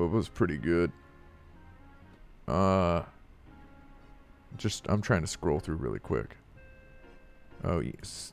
Woody Jang watched Yee last week. Yeah, good film, huh? Really sweet film. Good one to smoke. Oh, this is where I was... Yeah, it is pronounced Dinas. Yeah, Exist 14 was correct here. Dinas. Yeah, excellent. Hidden Fortress. Hidden Fortress is a half-decent Kurosawa movie. Kurosawa was one of the best. Let's be honest. Not all his stuff is that great. Apocalypto. Oh, I'm getting closer.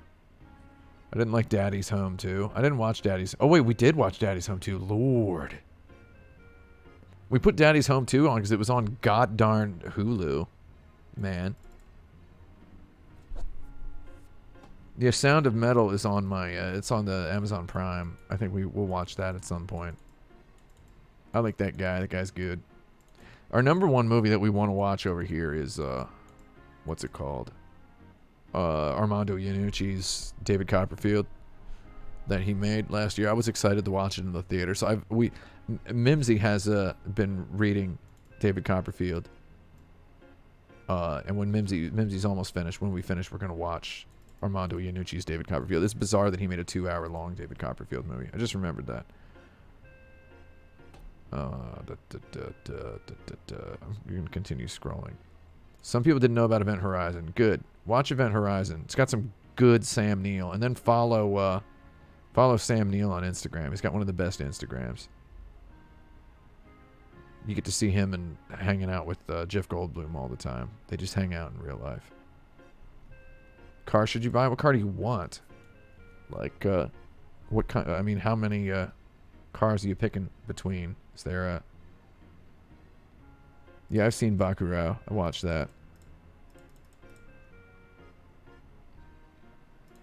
I always like I like Mazda. Ford Fiesta would be good as well. Get yourself a hatchback. Get a Ford Fiesta if you want to have a good time. Yeah, I'm excited to watch Armando Iannucci's David Copperfield. Have I ever played Indonesia on the PS2? Yes. Kia Soul. Don't get a Kia Soul. Shampoo brand recommendations. I've just been using Avita Shampooer for about 15 years now, so I don't really know what else. You want a smallish SUV? Just get a Ford Fiesta. It's like a tiny SUV. Have you seen the Beach Bum? Yes. Mazda CX-4. That's a decent small SUV. Again, tiny SUV. A tiny SUV is good. Are there any Dickens films adaptations I like? Great Expectations by David Lean is one of the all-time movie classics. If you wanted to watch a good one.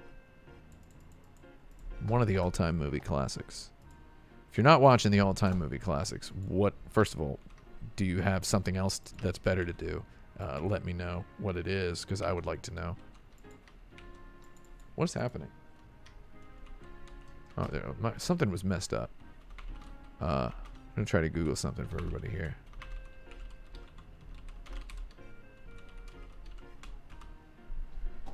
Yeah. Man. Yeah, definitely watch that big David Lean. Great Expectations. I like that film. It's short. It's 118 minutes. It's so wild. And he also did the 1948 Oliver Twist, which I liked as well. If you're not watching the classics, what are you doing? What are you doing?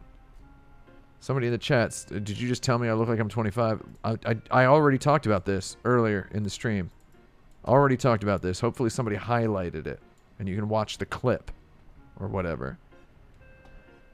I already talked about this. I've seen Eyes Without a Face. Yes. And The Face of Another. Oh, of course. Of course I've seen The Face of Another. Tani no Kao, you mean? In the Superior Nihongo.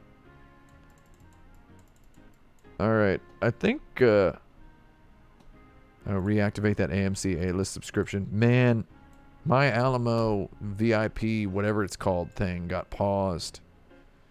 I guess got paused automatically. What do I think of the core designs Tomb Raider games? They're pretty good. I don't know. They're all okay. All those Tomb Raider games are fun. I'm not going to address this rumor here. We're not going to do that yet. Nocturnal Animals, starring my boy Jake G.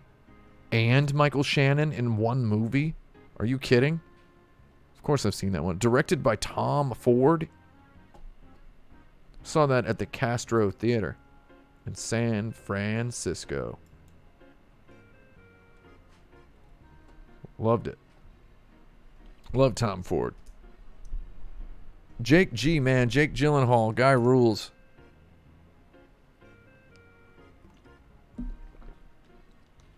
Michael Shannon is just a murderer when it comes to making movies, I mean.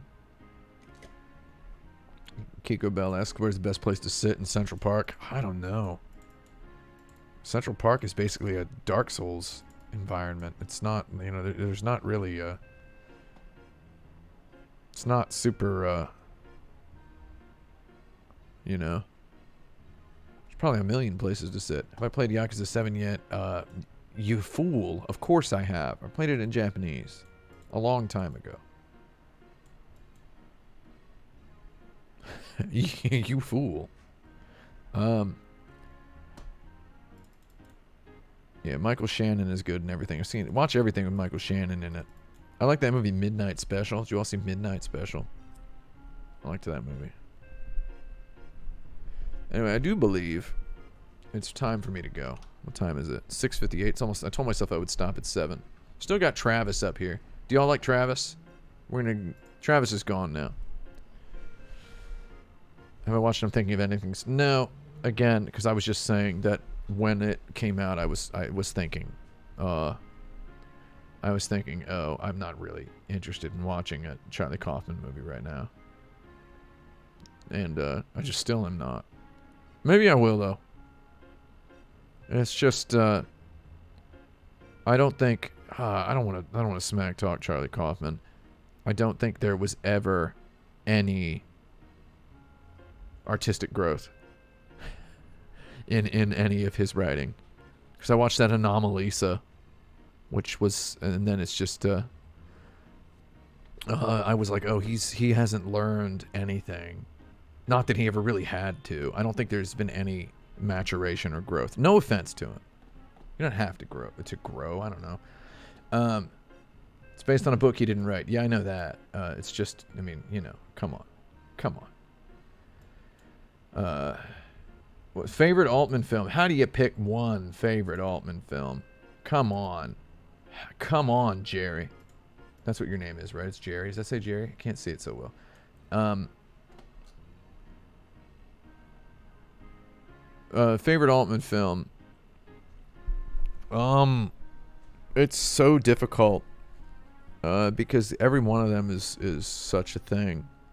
It's very difficult to think about. I love Gosford Park, which I feel like 10 years ago would have been like a really atypical answer, though I feel like now a lot of people might really like that one. If you haven't seen Gosford Park, if you haven't seen Gosford Park and you hate the best stuff, don't watch it. Do not watch it, I would say.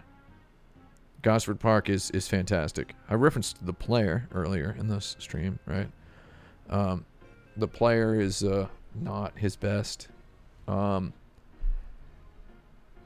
Goodbye, McCabe and Mrs. Miller, Gosford Park. I would probably just say Gosford Park.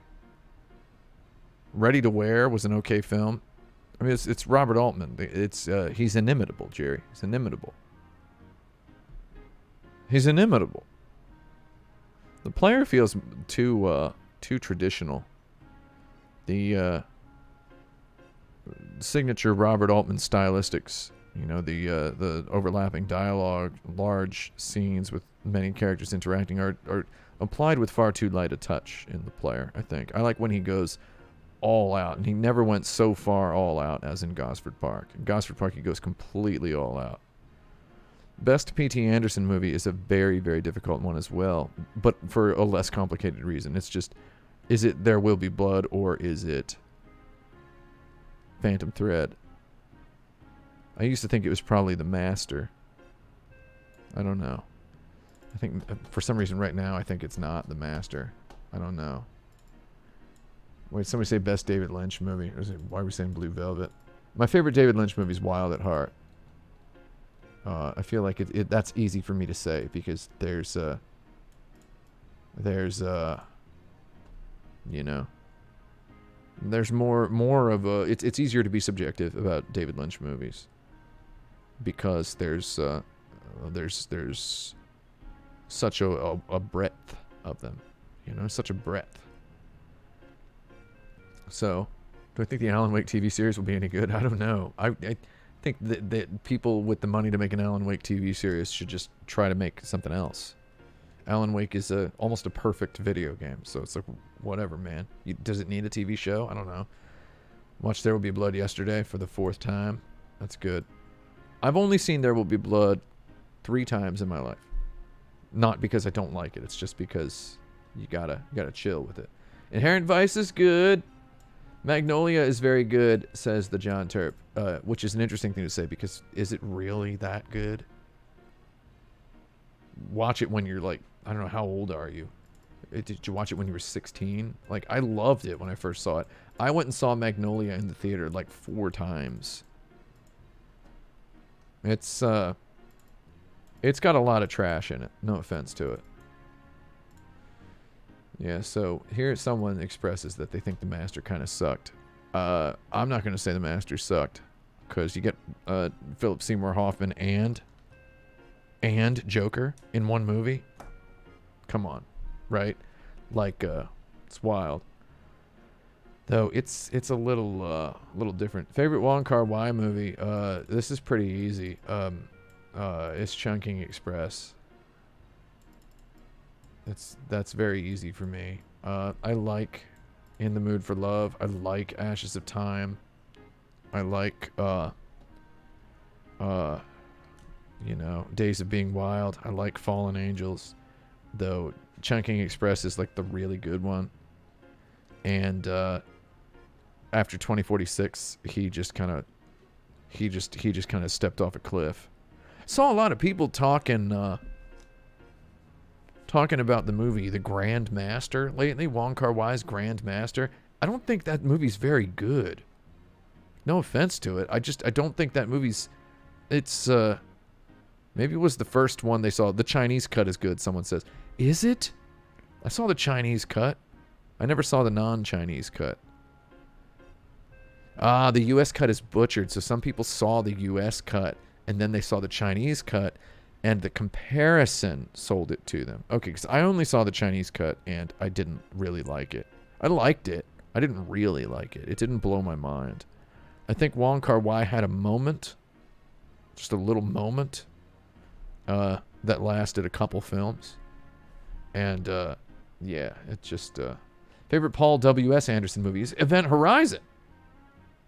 Event Horizon. It's Event Horizon. I like Chungking Express because, what's it called? It's got Faye Wong in it. She's got that haircut. That sweet haircut. God, these headphones are hurting my ears. My ears are pressing against these massive, thick 8mm acetate sunglasses. What else do we have? Magnolia. Wait, did Phantom Thread make me? How did Phantom Thread make me feel about my own relationship with work? Perhaps we'll get into that in an upcoming video. Not necessarily apropos so much of Phantom Thread. Yvonne LYY says I've only seen Magnolia once. It's probably about the right number of times to watch it. No offense to it. It's okay. Hey, whoa, wow. It is just okay. Punch Drunk Love is the best one. Interesting. Punch Drunk Love, interesting because it also has that that Haruki Murakami short story feeling that Chungking Express pulls off so well. And I believe I recommended to someone recently that a good triple feature would be Punch Drunk Love, Chungking Express, and Burning. If you wanted to watch three very Haruki Murakami-esque, one of which is exactly adapted from a Haruki Murakami story. 2049? Do you mean 2046? You're thinking Blade Runner 2049? 2046, the year that Hong Kong reverts to British rule or whatever. There's a handover, or reverts to Chinese rule. Some sort of nonsense with the year 2046 that he hinted at in Chungking Express. Chungking Express, In the Mood for Love, and 2046 are like a trilogy. I don't really want to talk too much about it. Before the Devil Knows You're Dead. Yeah, Philip Seymour Hoffman, baby. That was a good film. Saw that in the theater. Happy Together, good film. Favorite Scorsese. Okay, now we're just getting ridiculous. What would be my favorite Scorsese film? Kind of want to say Casino. Kind of want to say Casino.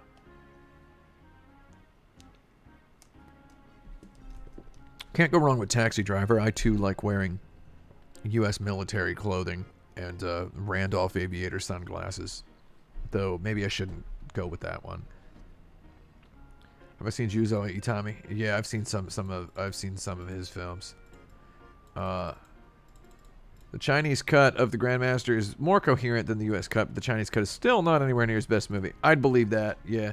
I mean, based on, I didn't think it was. The Great Wall, dude, by Zhang Yimou, that movie's good. That movie's legit, like, flat out good. I actually like that movie. I had a very good time with that movie. So, I know it got a lot of social media backlash because it had Matt Damon in it. Though all of those people pointing out that Matt Damon was in it were failing to name any one of the 100 or so Chinese people that were in it. So that felt a little weird. I kind of want to watch Paul W.S. Anderson's, kind of want to watch his Monster Hunter movie. Favorite French New Wave director? That's a difficult topic. I don't even know if the guy I'm thinking of is technically French New Wave. Maybe that's best. How about the Holy Mountain? Jodorowsky? I had a plan. If the coronavirus hadn't happened, I was going to go meet Jodorowsky this year. That was going to be the first thing I did after I quit Kotaku and got myself set up with a Patreon. I was going to fly to France to meet Jodorowsky and film a video with him. I managed to get in touch with him. I was going to do that. Though that, who knows if that's ever going to happen. Guy's probably going to die before I can get over there because he's like 90 years old. Uncut Gems is good. Best Jackie Chan, I'm going to give it straight up to the original Drunken Master. Straight up. Straight up. I'm going to keep scrolling down. You haven't seen Burning yet. Yeah, watch Burning. It's nice. It takes a tiny Murakami short story and just really kind of rips it out into something big and really fleshes it out. Kind of makes you, it kind of gives you a hint of what it would be like if Murakami ever like finished something, right? Which would be neat. I Saw the Devil, a good film with Byung-Hun Lee in there. He's ripped as heck in that movie, dude. He is tore up. He's just like completely shredded. He's like Vitamixed. Bringing Out the Dead, good film. That's another Paul Schrader one, right? Right?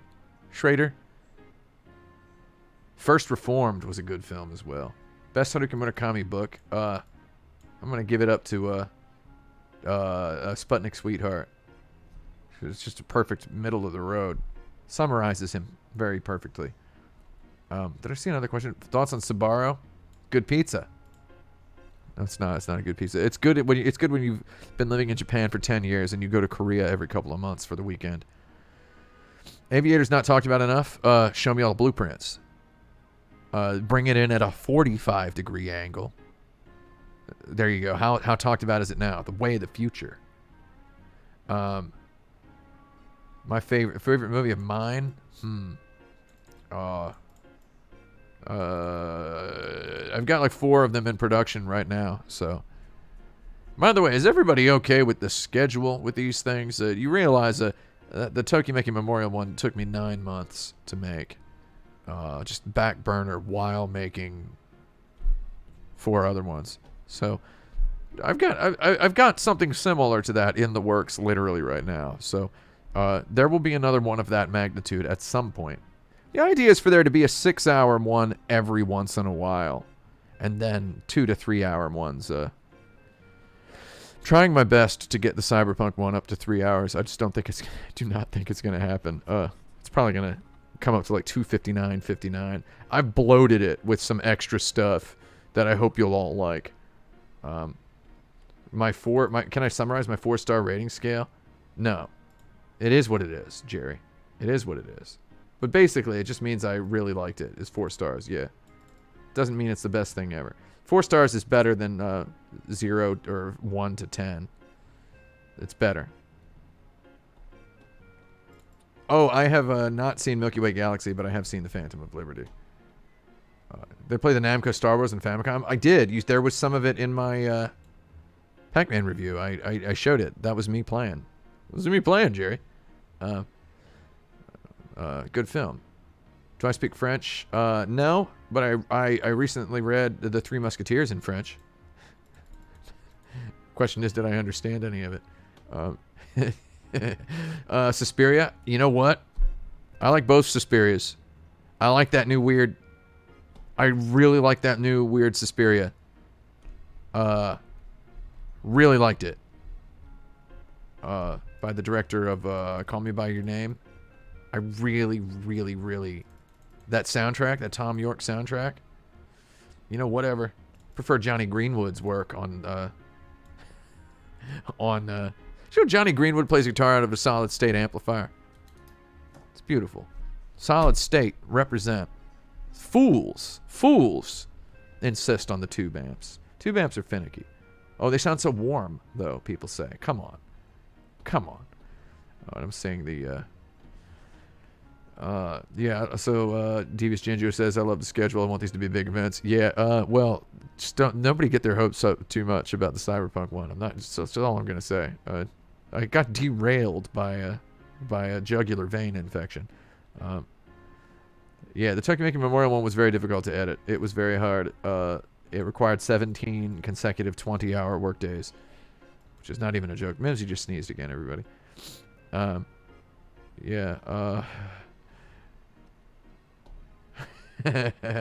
You'll hear from me on Patreon if I'm not okay with it. Yeah, I hear from people every once in a while. Usually everybody's pretty nice. Though I promise you, the amount of money that I'm making on Patreon is definitely... Somebody clip this. The money I'm getting on Patreon, that big number, that big monthly number, I'm going to spend as much of that as I can on human resources this year. And I realize we only have 8 months left in this year. I'm going to try to make as many videos this year as I made last year. Don't worry. So human resources. I've got some ideas. Quick Kotaku videos were good too, though. Kind of missed the random ones. No, you don't, actually. You think maybe you do, but this is definitely better. What's going on right now is definitely better. A lot of those videos I did for Kotaku was just shoveling snow. Shoveling cultural snow. It's a Haruki Murakami reference. Mean Streets. Oh, we're just going to say, are you the kind of person who just says the first movie by a director is their best movie? Because it's not really wrong. You ever talk to somebody who says that the first album by a band is always the best, or like a band can only make 2 good albums? You ever hear somebody? It's a oft regurgitated opinion. Mean Streets is a good film though, so whatever. Yeah, that's his name, Luca Guadagnino. I didn't want to say his name out loud because I didn't want people to know how much Italian I can speak. Love the name Luca. Excellent name. Is it making it a goal to learn Japanese and play Tokimeki Memorial 2 to redo a video on it? Yeah, that's going to be about, give me like 2 years. Maybe Action Button Season 3 or 4 will involve Tokimeki Memorial 2. I'm not sure yet. Do I have a most favorite ridiculous budget AAA game from the last 5 years? Perhaps you will find out soon. Is all I'll say. Perhaps you'll find out soon. Have I seen Portrait of a Lady on Fire? No! We have not. We have not seen that one yet. I really want to see it. I was supposed to see it at the Alamo Draft House, and then we ended up not seeing it. I will very much do want to see that movie. It has been on my list for a while. It's one of the modern films I have somehow not watched. Though, yeah. I loved finding out Tom York decided to do the Suspiria soundtrack because he was insecure about Johnny Greenwood's excellent soundtracks. I didn't know that. That rules. That rules, but it sounds good. Have I read Snow Crash? Buddy, you don't even... Again, you'll find out soon. 1-800 The Cops, all major credit cards. You'll find out soon. Was Cyberpunk good? How dare you ask me that? I'm glad somebody clipped it about the human resources. That's good. How much of that money is going to sensitivity training? What does that mean? Is that some sort of joke? I don't understand that joke. What else do we have? Dragon Quest Kotaku videos. Yeah, I had a good time. Well, I mean, keep in mind that if I were doing a Dragon Quest 11 review for myself, I would have done like a 2 or 3 hour long review. I was limited by Square Enix to using no more than 20 minutes of video footage from Dragon Quest 11. So I reused a bunch of footage. That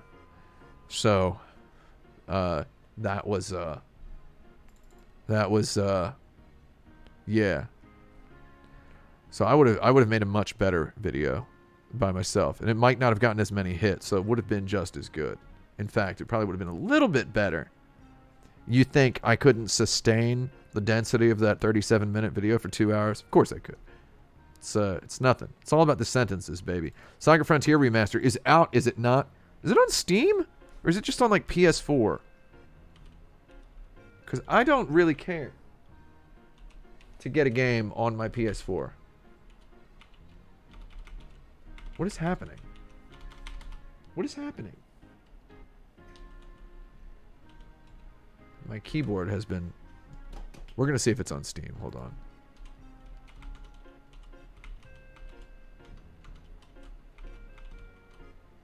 Oh, it is on here.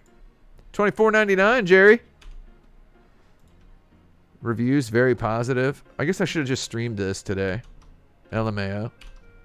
Should have just streamed Saga Frontier instead of... Yeah. I see everybody getting it on Switch. Switch is cool, but when you haven't been outside in a year and you have a $7,000 PC, come on. Right? Okay, there's just too much good stuff happening here in this chat. What else do we have? Wait, what are you telling me is on Hulu? Portrait of a Lady on Fire? Oh, Mean Streets is not Scorsese's first film. Yeah, I guess not. What else do we have? There's just too many people talking in here. There's just too many things. I'm just finally getting down to the bottom. Dice Game Uchi had. There was a condom ad before the stream. That rules. I don't even get paid from that because I'm not a partner. So don't buy. Next time you buy condoms, don't buy that brand. Yeah, I see you saying $7,000 PC to play a PS1 remaster. I'll have you know, I've played other things on my $7,000 PC, okay? I've played Assassin's Creed Valhalla at 4K 120 frames per second. So, I mean, okay. I also have a $7,000 PC I use to write text documents.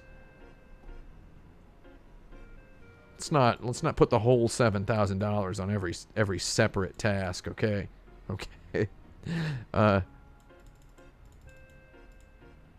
asked me, was it good? Novus at Night. What are you asking? You asking if Assassin's Creed Valhalla was good? How dare you? I've beaten Bravely Default 2? No. I put 50 hours into Bravely Default 2. I got to chapter 5 of it. Played it mostly in the hospital. So yeah. I got to chapter 4 where they offer you that they finally let you choose like your path. You choose which boss you want to take on next. And then I just kind of I put it down. I'm like, this is going to be too much fun, is what I thought. We watched Ted Lasso. Yeah, we watched all Ted Lasso. Ted Lasso's good. You need a 7K PC to emulate PS2 games. Unfortunately, I've got some bad news for you. It's still not so good. 3090. I got a 3090 over here, and I got 128 gigabytes of RAM. Can't really do it. Still can't do it. What game am I most excited for in 2021? Most excited for 2 of the games that I'm going to review that were released not in 2021. Ooh, there's a vitamin water right here. Should I drink it? I didn't know this was here. Oh, wait, it's not zero sugar. I can't drink it. Did I play more Fantasian?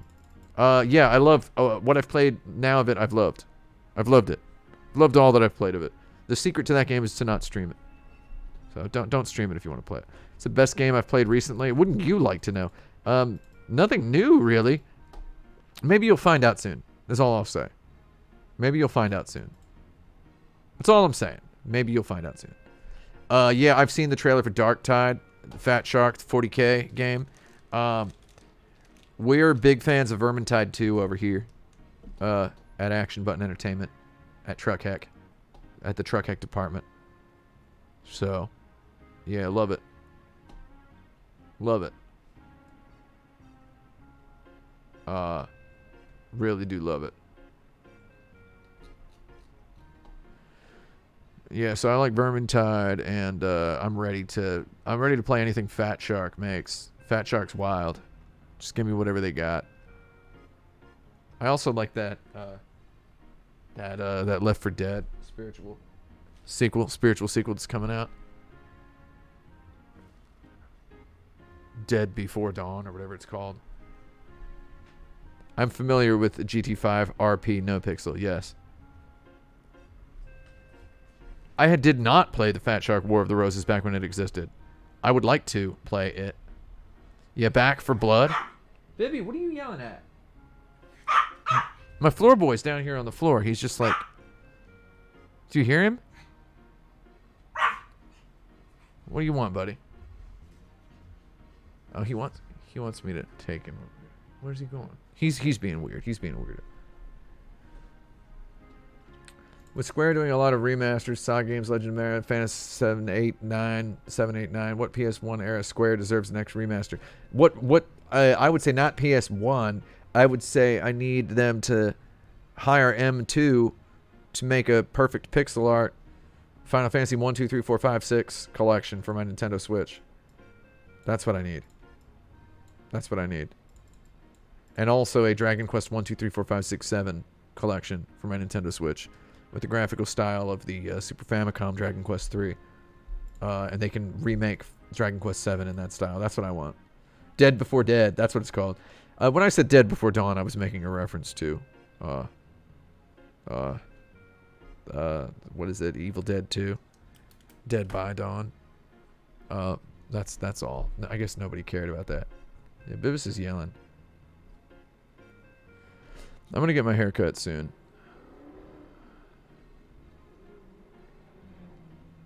Dragon Quest 8 or 9. Well, Dragon Quest 8 is okay. And Dragon Quest 9 is not that good.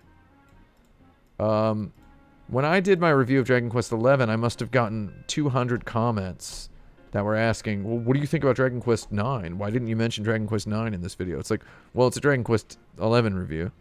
And I realized the Roman numerals are the same, just inverted. I just don't really like Dragon Quest 9. I understand a lot of people were like, it's my favorite Dragon Quest, and it's the first one I played. And I'm like, well, you kind of gave yourself away there. It's, if it's the first one you played. Dragon Quest 8 is like, is just okay. It's up there with 6, I think. 6 is good. I mean, they're all good. They're all good games. Dragon Quest 8 is a good game. Whatever. I like that it has a mystery, a central mystery. 7 is better than 8 and 9. Period. 7's better than 8 and 9. I think 11 is pound for pound the best one. Yeah. 5 is my favorite. 11 is the best Dragon Quest game, though I think 5 is the best. I think 5 is the best Dragon Quest game. So, yeah, playing Dragon Quest in the right environment was definitely the right way to play it. I played Dragon Quest 9 with people that I worked with, so we like grinded metal slimes together. It was real good. So we had a real good time with that. Have I seen the Puff Puff event in Dragon Quest 11 with Frieza's voice actor? Yeah, I've seen that one. I've seen pretty much all the stuff. Did I ever finish Legend of Heroes Trails in the Sky? No. I was having a good time with it, and I might get back to it at some point. Though, I mean, come on. I don't really, it's kind of too much talking. Kind of like too much writing in it. It's just kind of, it just kind of exhausted me. No offense to it. I mean, it was good. It was good writing, at least. It's just like, I feel like I played like the first 8 hours of it. I didn't really get to see too much. I mean, 8 hours. I played like 8 hours, and I feel like I didn't really get to fight too many battles. You know?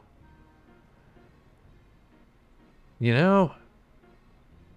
Did I get the Slime Crown in FF14? No, I have not started playing FF14 yet. I plan to start it as soon as I finish my Cyberpunk 2077 review.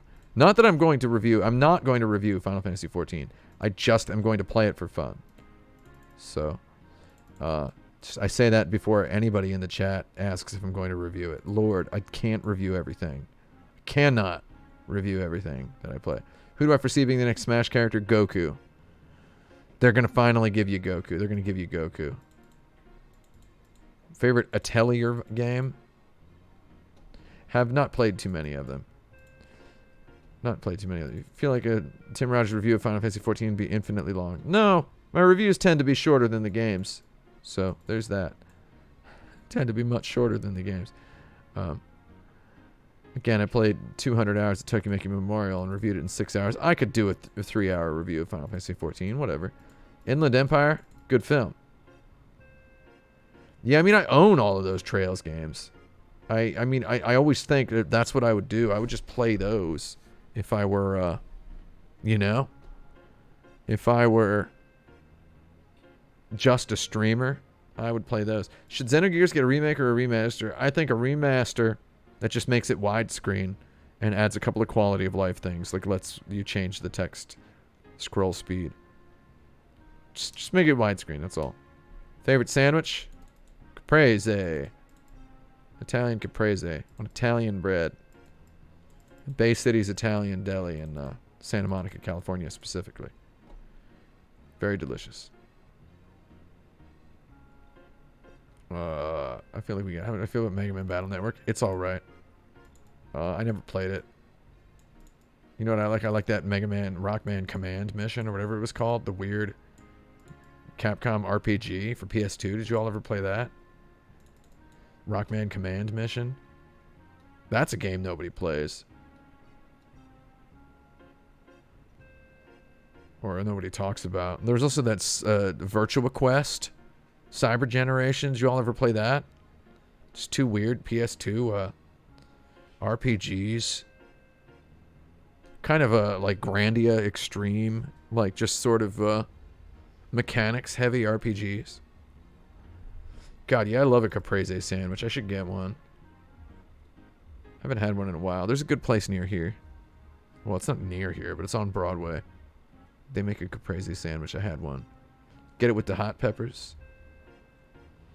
Do I think Square Enix would let a Xenogears remake happen? Well, they own it, so I feel like if they own it, it's fair game. Yeah, I love weird PS2 games, which is why I need myself an HDMI PS2. Once those guys making that PS2 digital finish that, I'm gonna get one of those done up for myself. You know, it's tax deductible, Jerry. Bingo. So, who's the barber I recommended in the LA area about a year ago? I recommended a barber in Brooklyn, New York, who then moved to Los Angeles. It's a place called Harari. Look up Harari. And there's a barber named Dre. Check her out.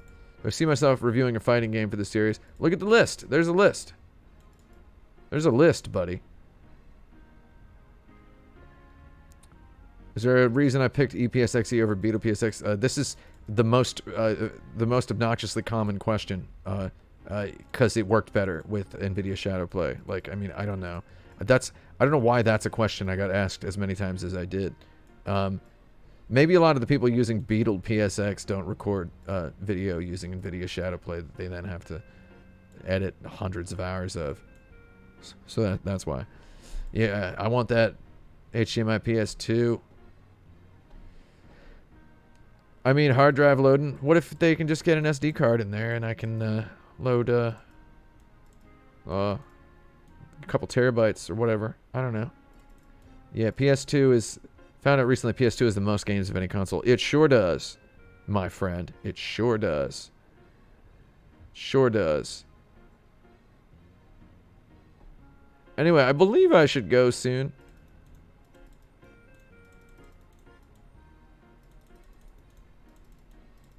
I'm not going to play that Mega Man X Command Mission game, no.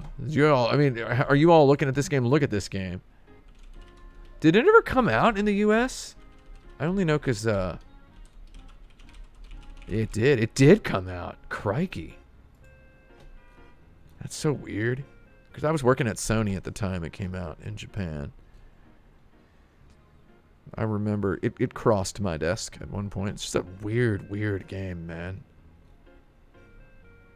Yeah, it was by people who made Breath of Fire 5, which I thought was cool at the time. It's neat. I don't know. Rain World thoughts? Rain World's alright.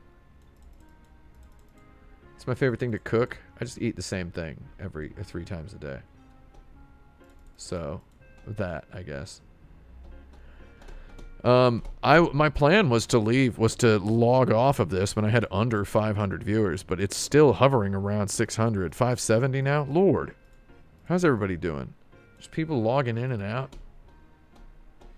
Did I play Panzer Dragoon Saga? Are you joking? I'm 40 years old.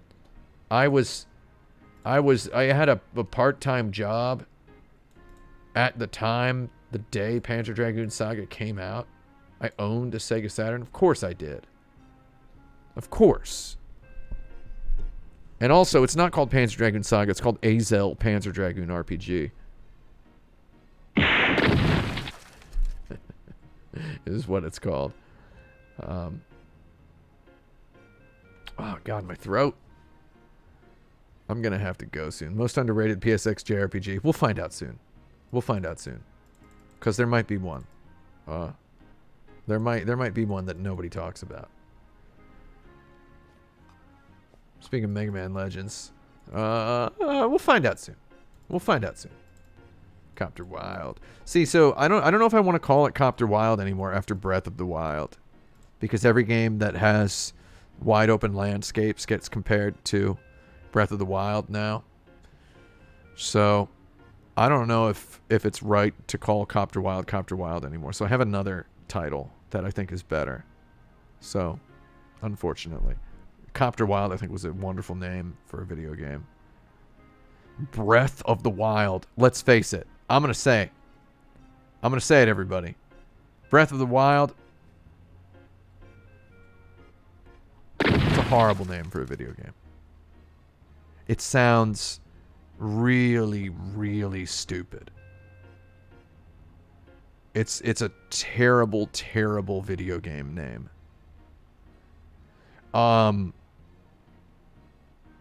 I mean, it is like criminalistically bad, I would say.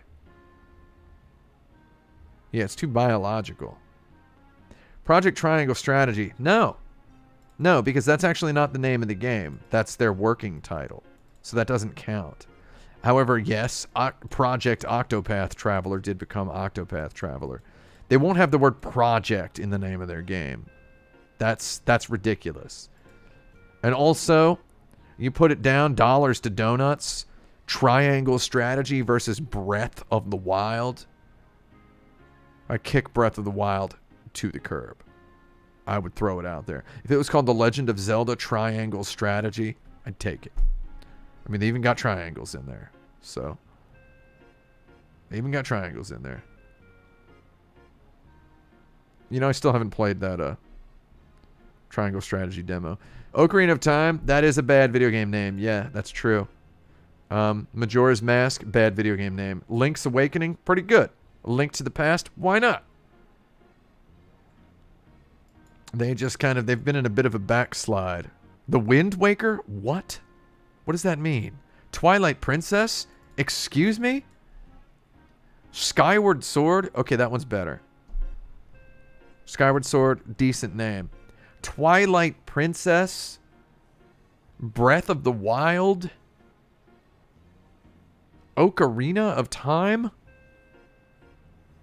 These are children's books, not epic video games, Jerry.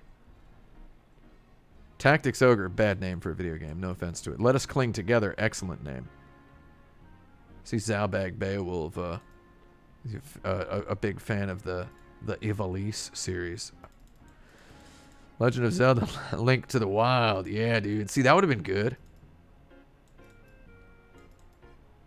Should have just been called Legend of Zelda. No, never mind. I can't think of it. Something with the wild.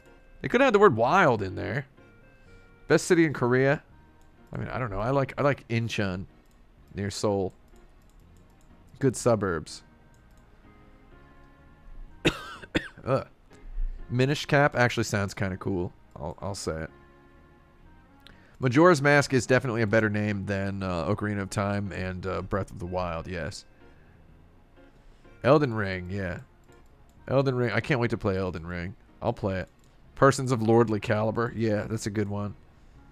Did I like Rule of Rose? I don't think anybody actually likes Rule of Rose. It's you just recognize it. Right? Right?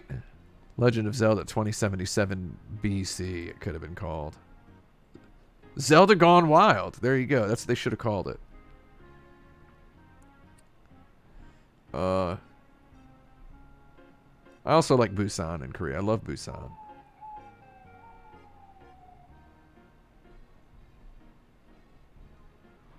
Yeah, the original name of Yakuza 7. Yeah, it's an okay name. Hikari to Yami no Yukue. It's supposed to sound like a Dragon Quest, which is kind of a neat subtitle. It's a very Dragon Quest sounding subtitle. Though I feel like the nuance of that would have been completely lost on American audiences unless they would have given it some weird alliterative title. Ultimately, I think Yakuza 7 does not... first of all, I think it's dumb that they call them Yakuza in America. I think it looks like they're correcting that. I feel like a Dragon is just a good name for a series. That's what Ryuga Gotoku means. It means like a dragon. So they've had the word dragon in the title of the games forever. And only now in the English version of the game that overtly references Dragon Quest. Not enough, in my opinion. I wish there would have been a little bit more Dragon Quest. Game that overtly references Dragon Quest. Do they put the word dragon in the title?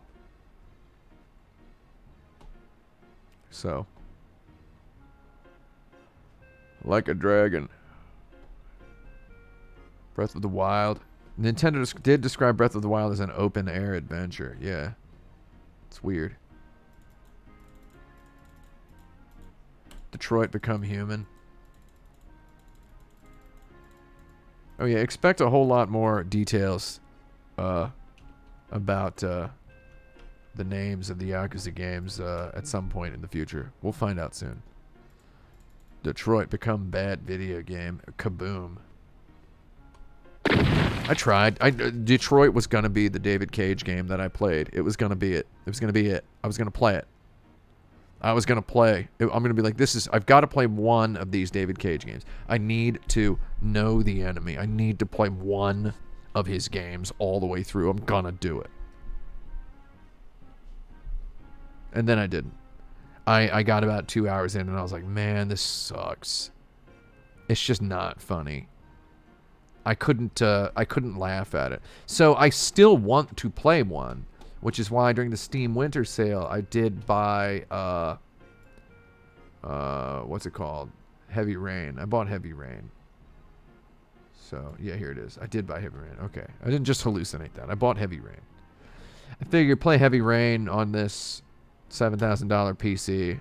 Get it going at however many ungodly frames per second I can get it going. I'm having a good time playing through a whole bunch of video games. And, just capturing footage of all the way through, just full playthroughs of games in very, very high fidelity. Very fun to be doing that.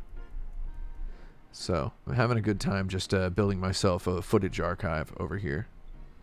So, whether there are videos out, videos coming out every day or not, don't worry. I've got plenty of stuff done. Plenty of stuff going on over here. People keep linking me to this, some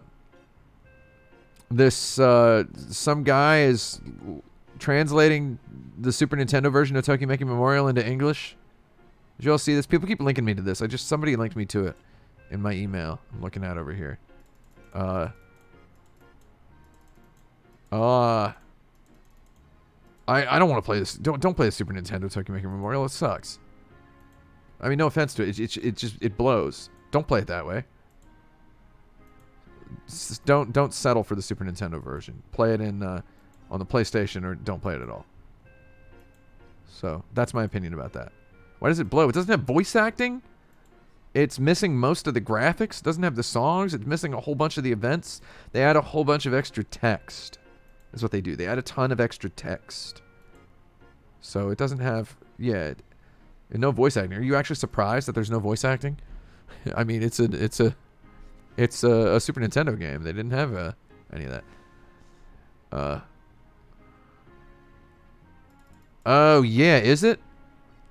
So Golok said, "No dinner for child." That's the dude who got real defensive about a transphobic joke he accurately translated in a Goemon SNES game. Ah, well, that's interesting. That's interesting. I mean, it's interesting that that's the guy translating Tokimeki Memorial. Best way to store massive archived footage. I got a NAS, network attached storage. I got a Synology with. I've got 5 18-terabyte hard drives using them in RAID 4. So I've got 64 terabytes, and I am plugging it full of footage. Having a real good time. Should you finish Dragon Quest V before Dragon Quest XI? I mean, if you're already halfway... Well, okay, so the time skip in Dragon Quest XI is... in Dragon Quest V, there's no time skip in Dragon Quest XI. The time skip in Dragon Quest V is pretty early. You're just kind of getting into... it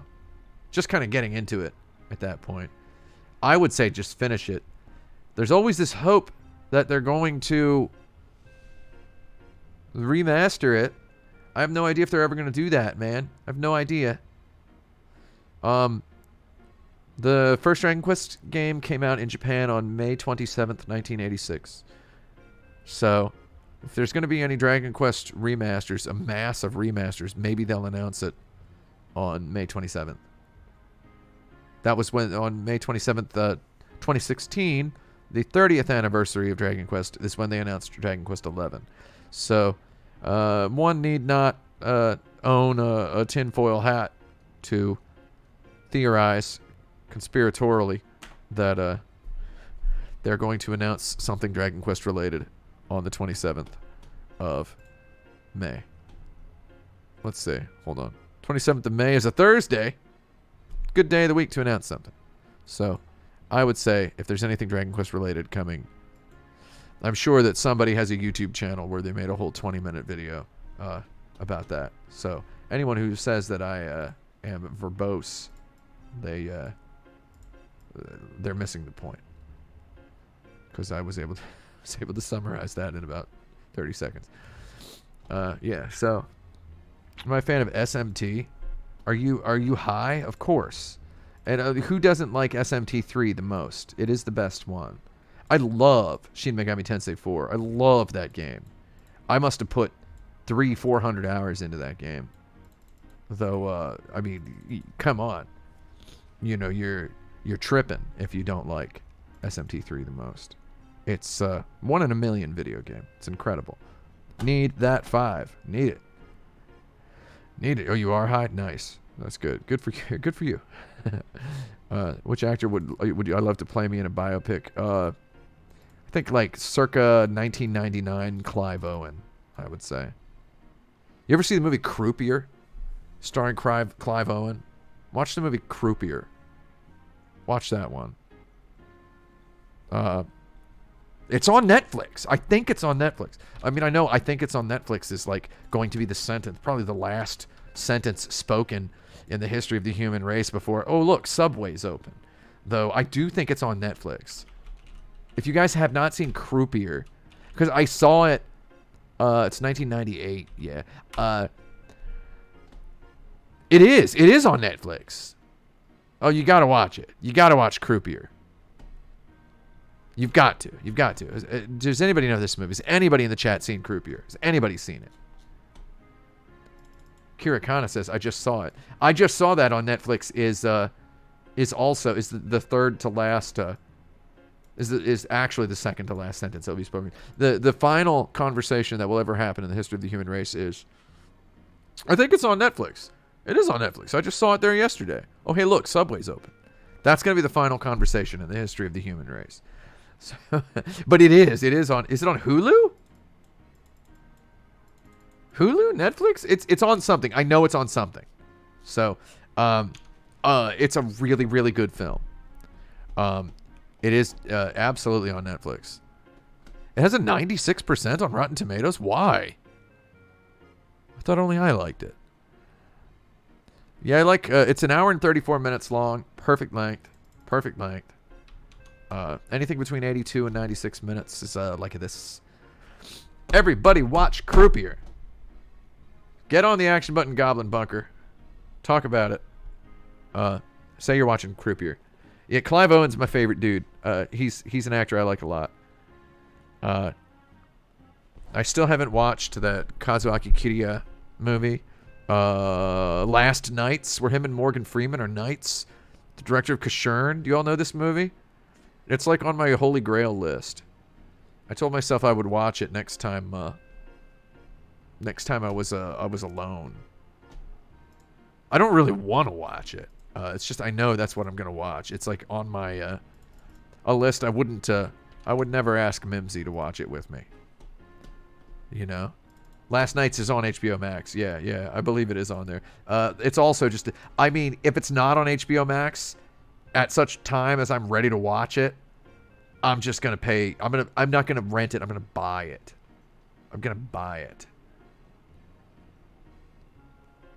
Yeah, Clive Owen on Curb Your Enthusiasm is like legit. Yeah.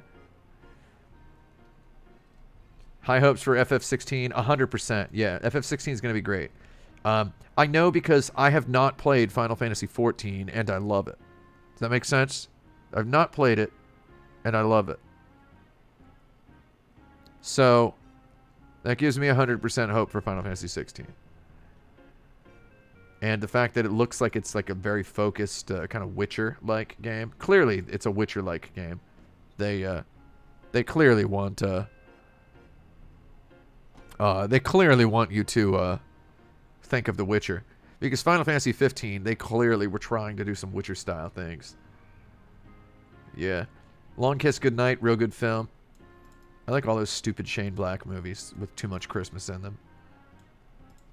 Last Boy Scout. Anybody seen Last Boy Scout? Gina Davis, Cutthroat Island. I liked Cutthroat Island. I went to see that in the theater.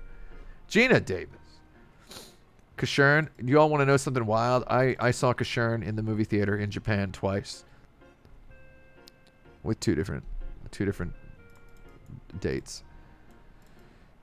And I loved it the first time. And then the second time I was just like, And 10 years later I watched it again and I was like, dude. And then 5 years after that I watched it again and I was like, man, I like it. Coshern is horrible. It's incredible. I consider Coshern, Cutie Honey, and Speed Racer to be a loose trilogy. If you ever want to have a triple feature, check those three out. Check them out. Do I like horror movies? Not really, no. Not a horror movie guy. I like all the old originals. I like Halloween, the first one. Friday the 13th. I guess I like Nightmare on Elm Street 1 and 2, though I like Hellraiser. I just like the old ones. I feel like maybe that's because horror just got away from me. Just got away from me. I'm not scared of stuff that's not real. Oh, I know Final Fantasy XIV is going to blow my mind. Especially with how knowledgeable I am with the franchise. Oh yeah, oh yeah. I'm ready. I'm ready to have a real good time. Project Athia looks real good. Or Forevermore, or whatever it's called. Soul World. Soul World. What is my favorite movie? How dare you ask me that? Watch Heist by David Mamet, starring Gene Hackman and Danny DeVito. I've seen it about 800 times. Does that make it my favorite? I don't know. And if anybody in the Action Button Goblin Bunker Discord has not seen Heist, written and directed by David Mamet, starring Gene Hackman, Danny DeVito, Sam Rockwell, and Rebecca Pidgeon and Delroy Lindo, get out to my house. Just get out of there. You gotta watch it. Suspiria versus Suspiria remake. I'll be a weirdo and just say I like the remake.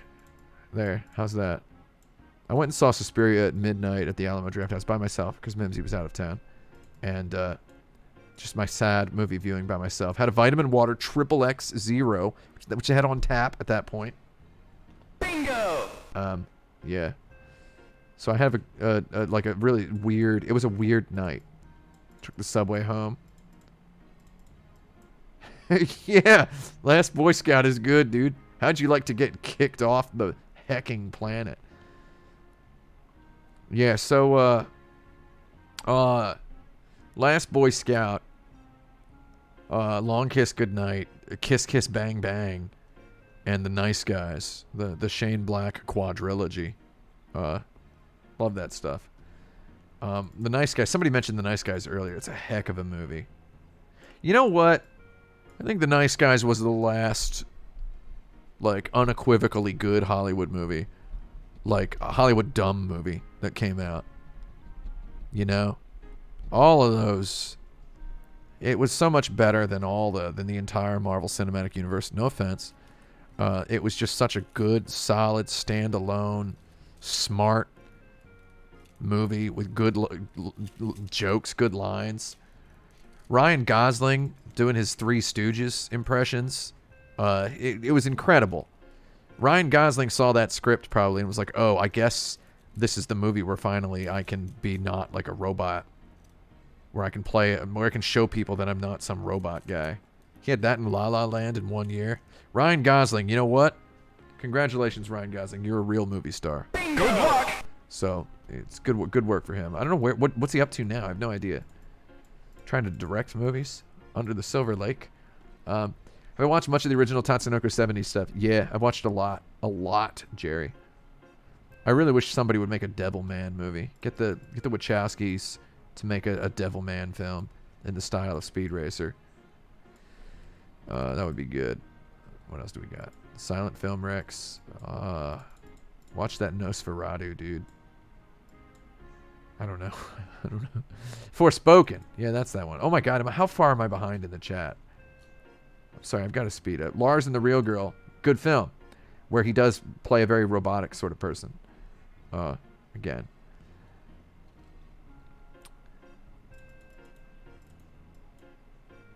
Nosferatu sucks. Does it?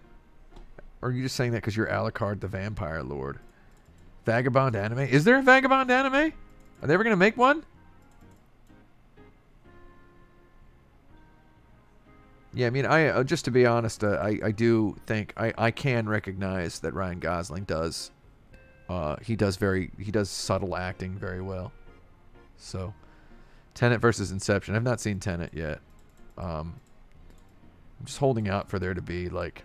I want to see. Man, it's a real shame because I would have loved to watch that movie on an IMAX screen, no matter what it's about. And it just feels stupid that they kind of just blew it by throwing it out there, and now it's just a movie people make fun of. I bet it's okay. I don't know. It's probably okay. I really am hoping to see Top Gun Maverick on the IMAX screen at Lincoln Center this winter. And then those new Mission Impossibles. Basically, Galok, if you want me to mandate some films Everybody's got to watch. Everybody in the Goblin Bunker has to have seen Heist and all 6 of the Mission Impossible movies. Okay, no. At least the 2 Christopher McQuarrie Mission Impossible movies, 5 and 6. And put Jack Reacher on there too. That's it.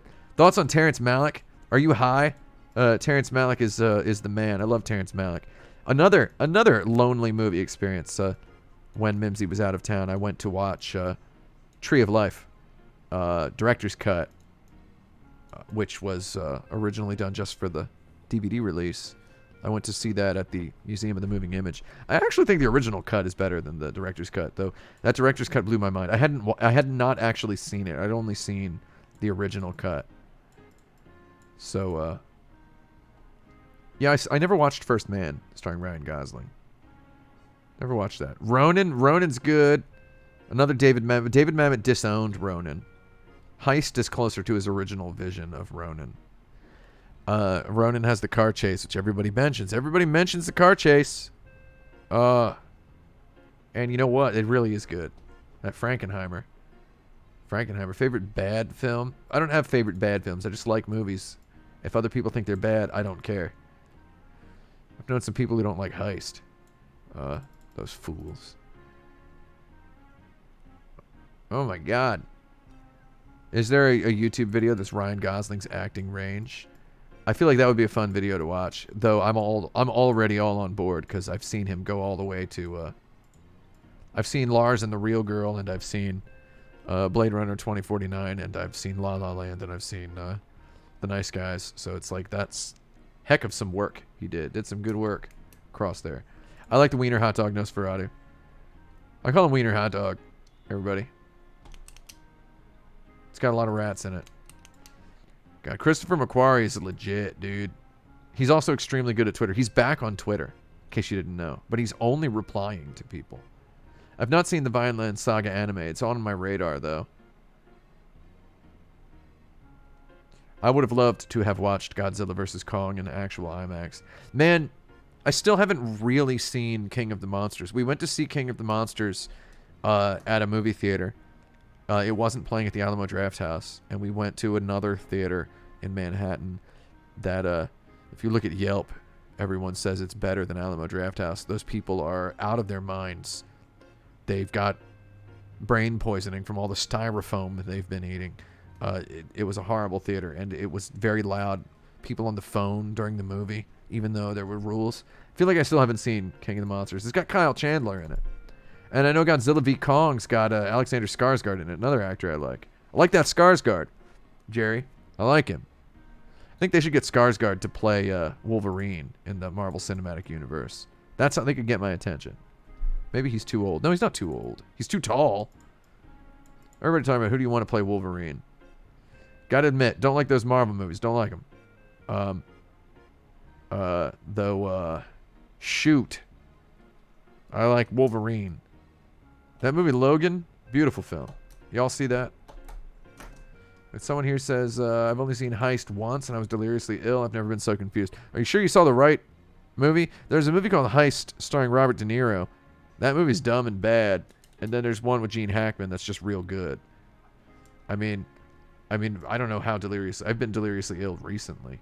So, I don't know how much that would affect my viewing of Heist. I think Heist is pretty easy to follow. What else do we got?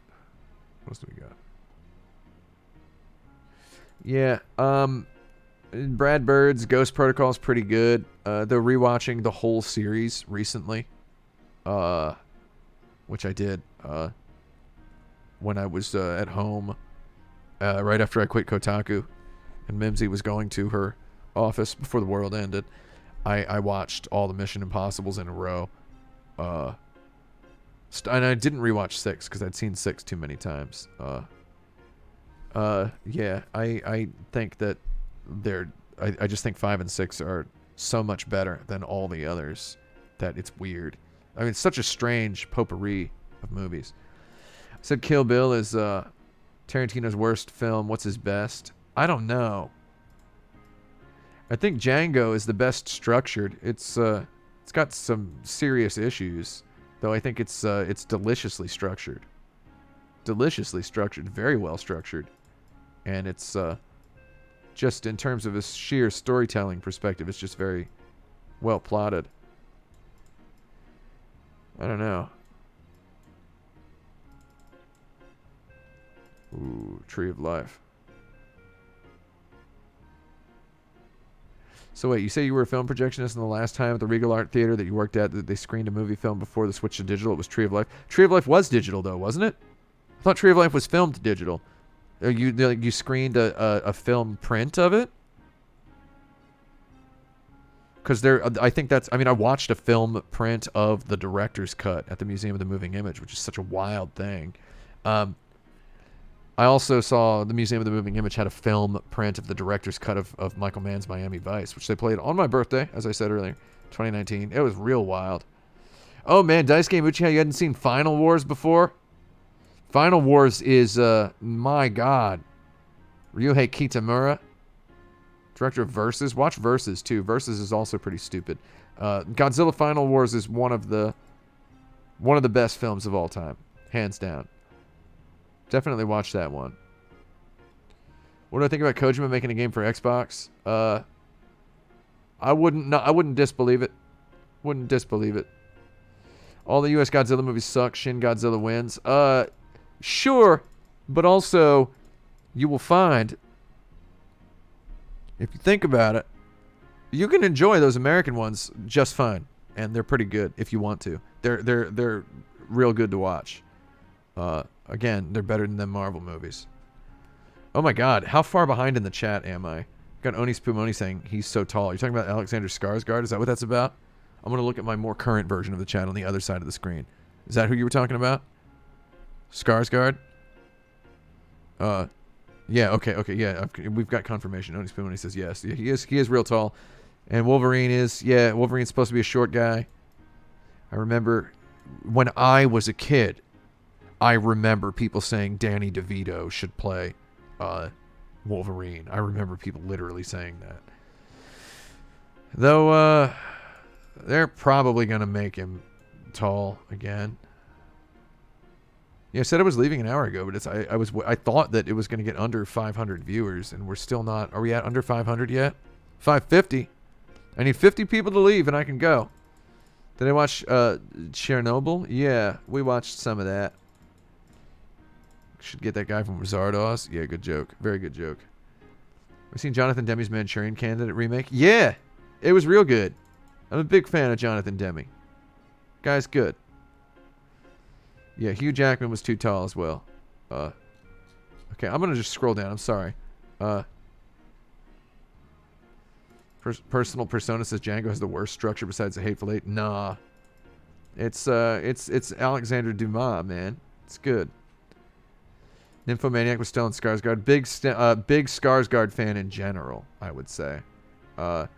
We recently watched Girl with the Dragon Tattoo. It's got good Stellan Skarsgård in there.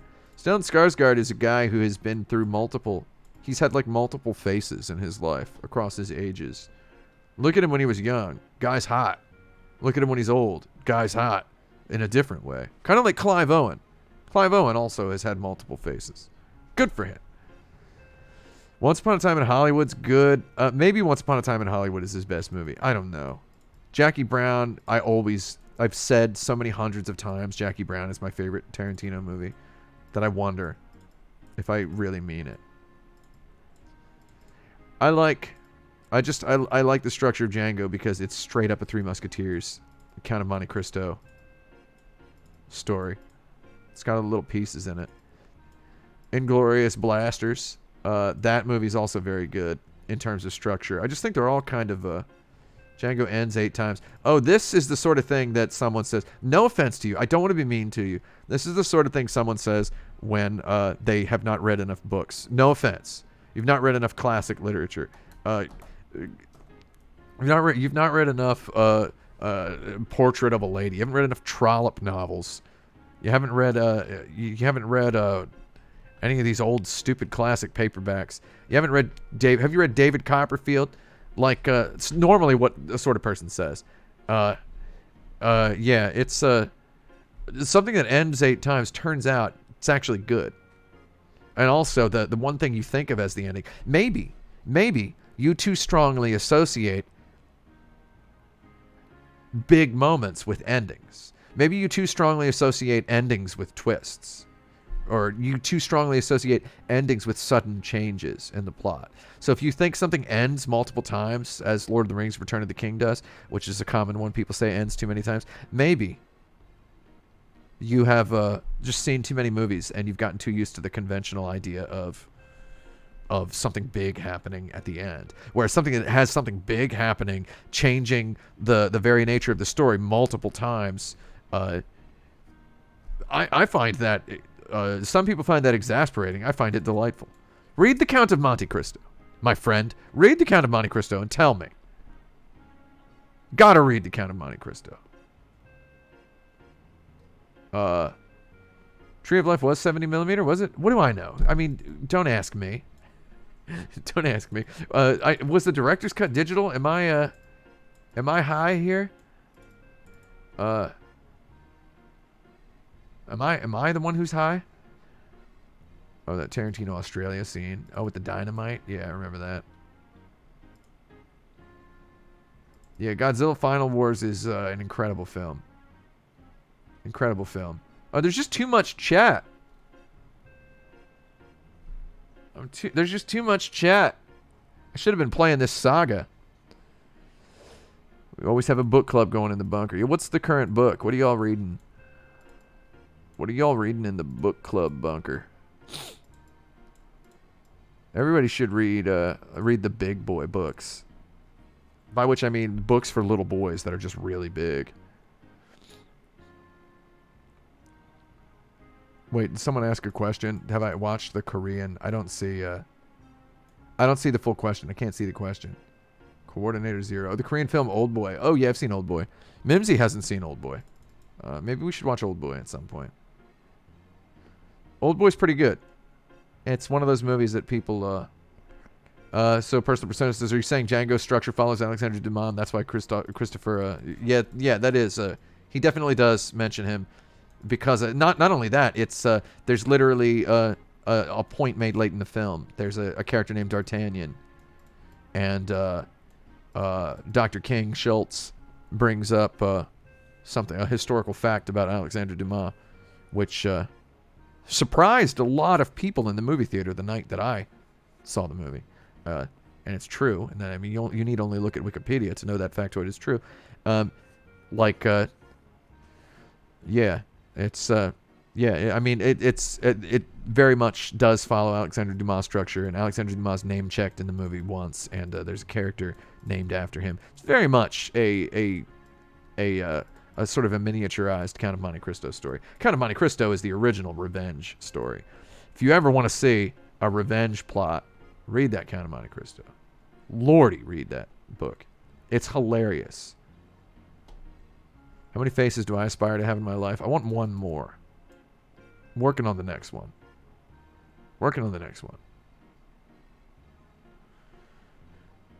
Pride and Prejudice has like 3 endings. Yeah, that's true. Pride and Prejudice is good, though, dude. Have you seen that Pride and Prejudice movie? It's got my boy Tom from, what's it called? From Succession in it. It's real good. He's in there. Oh, interesting. Multiple formats were used in Tree of Life. I know some of it's... I just know some of it's digital. I know that Malik isn't like some sort of... He isn't some sort of film snob. That's all I know. Or at least he... not that there's anything wrong with that. I think film is beautiful. And every time I see a movie in film, I think it's gorgeous. We saw Out of Sight... Or not Out of Sight. Well, I saw Out of Sight on film somewhat recently. And that's a good-looking film. That's not the movie I was thinking of. Eyes Wide Shut. Another 3-syllable, 3-word movie name. We saw Eyes Wide Shut the week before Christmas 2019 on film, and it was just straight up gorgeous. And that's the only way to watch that film. Straight up gorgeous. So yeah, I saw Tree of Life director's cut at the Museum of the Moving Image when they were doing like a month-long Malik thing. So there was Tree of Life, there was Thin Red Line, and then A Hidden Life. Because A Hidden Life had just come out. Went and saw all of those. It's good to kind of put you in a weird mood for a long time. Puts you in a real weird mood for a bit of a long time. Hector's Laboratory says, I'm in the middle of IQ 84. Oh, maybe you should just stop because the last half is, to not, so you've already had the second half spoiled. I don't know what to say. Yeah, it's I don't know. I didn't think that book was good. My opinions of books I used to read stuff. Like Murakami. I read all of Murakami's stuff. I just kind of I read a lot, so, I read a lot. Though it's like lately, Murakami just kind of, he wrote like a short story collection. I haven't read it yet. I saw it got like it's getting like really bad reviews. Everyone's finally calling him out for writing shallow female characters. Uh-oh. My chat froze. Okay, it's back. Lord. Eyes Wide Shut didn't click for me when I was like 18. Yeah, watch it after you've had a relationship with someone that lasts longer than 6 years, longer than 5 years, and you break up. That's what I would say. That's a good time to watch Eyes Wide Shut. What did I think of the 4:3 aspect ratio in the Snyder Cut? I haven't watched it yet. I'm just ready. I'm ready for it. We need to get ready for it. Mimsy needs to watch Man of Steel, and I don't. It's just I don't really want to watch Man of Steel. Wait, have I gotten to the bottom here? Are we under 500 viewers? Here we go. Heading back over. 542. Man, I gotta stop. I'm sorry. I gotta stop. 45-hour audiobook of Count of Monte Cristo. Really, really wish. I feel like when finally the Marvel Cinematic Universe and the superhero movies are over, after they've expunged the X-Men and the Fantastic Four, after they've made a West Coast Avengers sub-franchise, there's Spider-Man battles, the Sinister Six, like whatever other Marvel trash they're able to regurgitate up onto the movie screen, maybe finally we'll be at this perfect point in the golden age of television and films that, after Galactus and Dormammu or whoever are all dead, after everyone's been defeated, after alternate universe Tony Stark, played by a woman, has finished saving the world again, finally, no more movies. Dice Game Witchy has this. Yeah, finally, maybe we can get down to HBO making 8 seasons of Count of Monte Cristo in French. That's what I want. Oh, hey, how you doing, Chris Bell? How the heck you doing? I'm doing all right. Hey, I hope you're doing okay as well, Chris Bell, over there in Los Angeles, California, I believe. Is that where you're at? You're still in Los Angeles, California, right? Tell you what, I wish I was in Los Angeles, California sometimes. Not all the time. Just sometimes. Because you go outside in New York and it just sucks sometimes. However, weather's nice now. So California Dreamin' has started to fade away.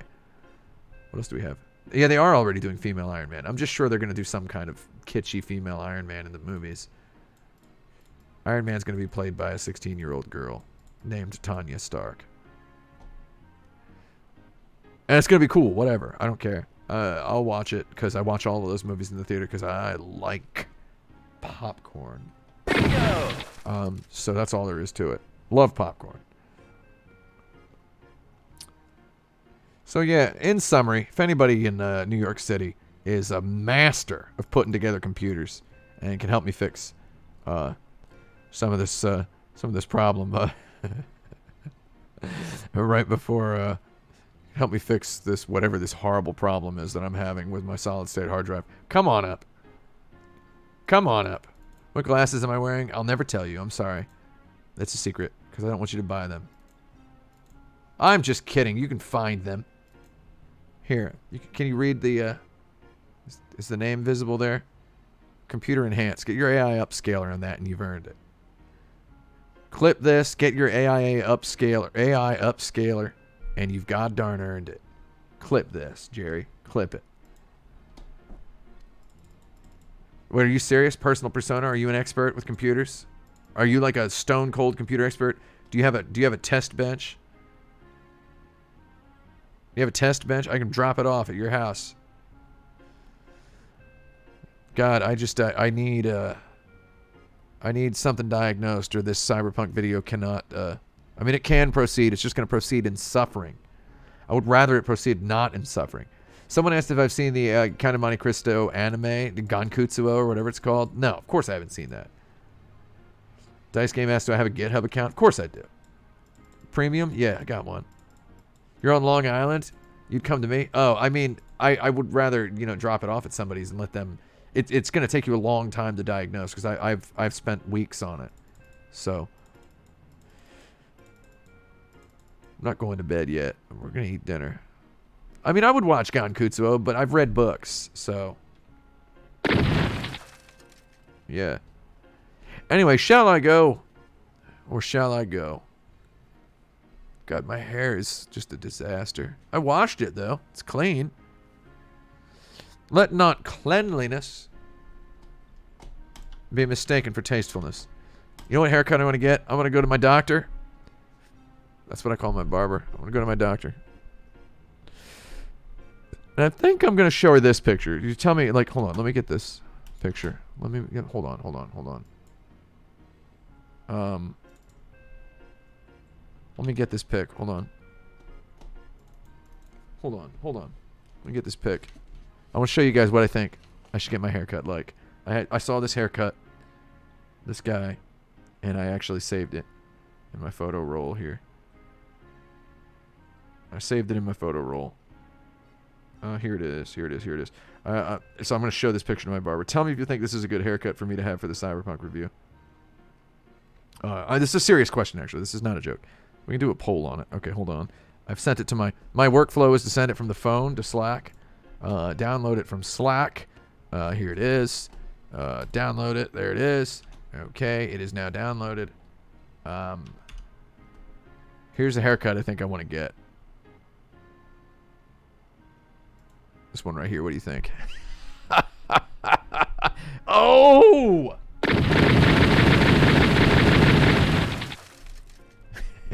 Yeah. How's that? Does that look good?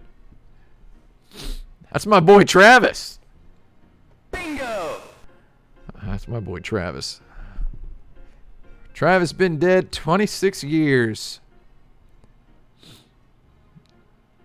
Been dead 26 years and he's still the hottest guy on the block. There's lady Pomeranians out there who've never known a live male mate. So persistent are Travis's genes. He's a beautiful dog. Look at him.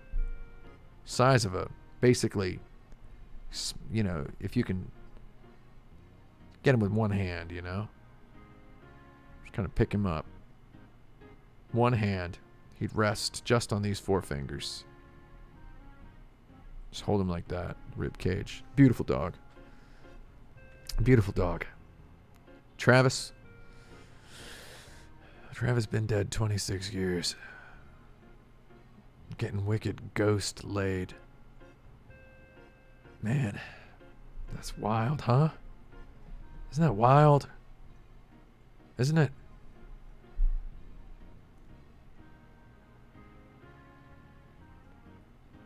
Good old ghost. The man may be a ghost, but the children are real, if you know what I mean. I don't know how that happens. It's science. Yeah, that's Friday. Friday. Can you believe we didn't even play a video game today? 3 hours of streaming. No video games, just chatting.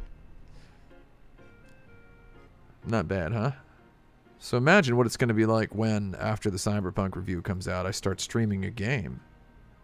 I hope to start streaming the game in question, like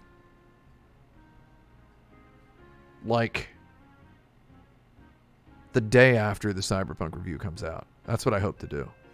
I hope to start streaming the game in question immediately. And I need this Cyberpunk review finished I need it finished.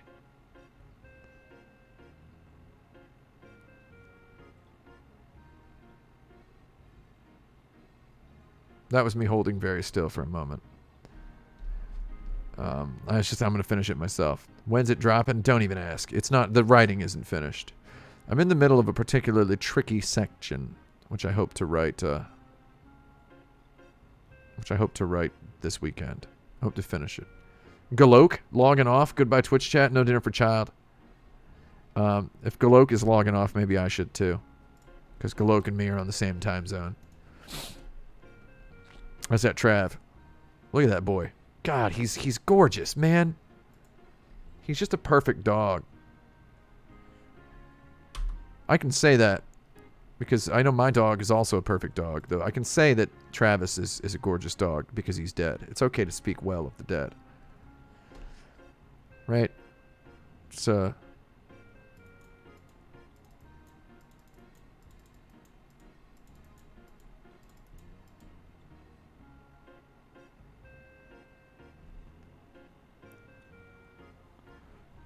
Burnt Gold says, I'm just excited to hear you talk about Cyberpunk the aesthetic for a while.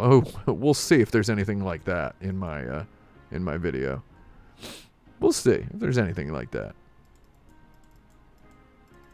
What do I think Travis liked to eat? I think he probably liked peanut butter, but he was fed the organic stuff.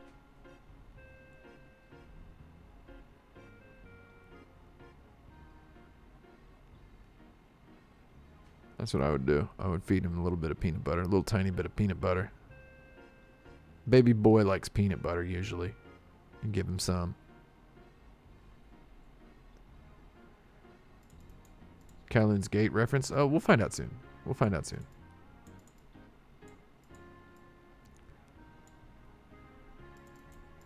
Someone says Tim Rogers is better than Kenny Rogers. You know, the lady taking my vital signs at my colonoscopy the other day asked me if I was related to Kenny Rogers, and I said no, but I am related to Fred Mr. Rogers.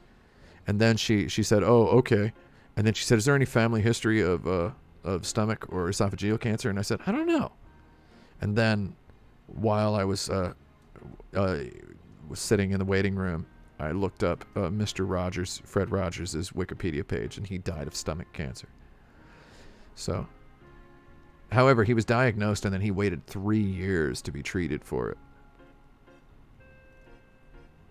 So, I'm not going to wait 3 years to be treated if I'm ever diagnosed with a cancer. Everybody, just to let you know, I was diagnosed as not with a stomach or esophageal cancer this week. So, I'm actually related to Mr. Rogers. Yeah, he's a human guy. And he was from Pittsburgh, Pennsylvania, which is my dad's Rogers family settled in Grafton, West Virginia, which is pretty close to Pittsburgh. It's not too much of a stretcher to believe. Never met him. But, yeah, there's that. Anyway, I'm gonna let you all go. Pittsburgh, Pennsylvania. I like Pittsburgh. I like eating at the Eaton Park.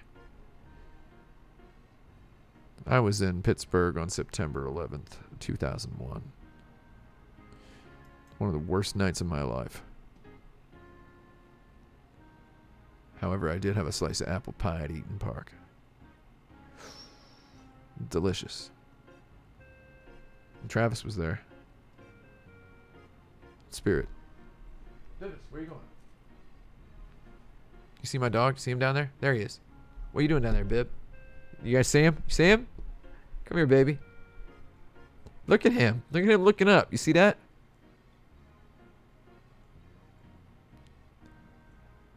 Bib, you want to see Travis? Bibbity. Look at him.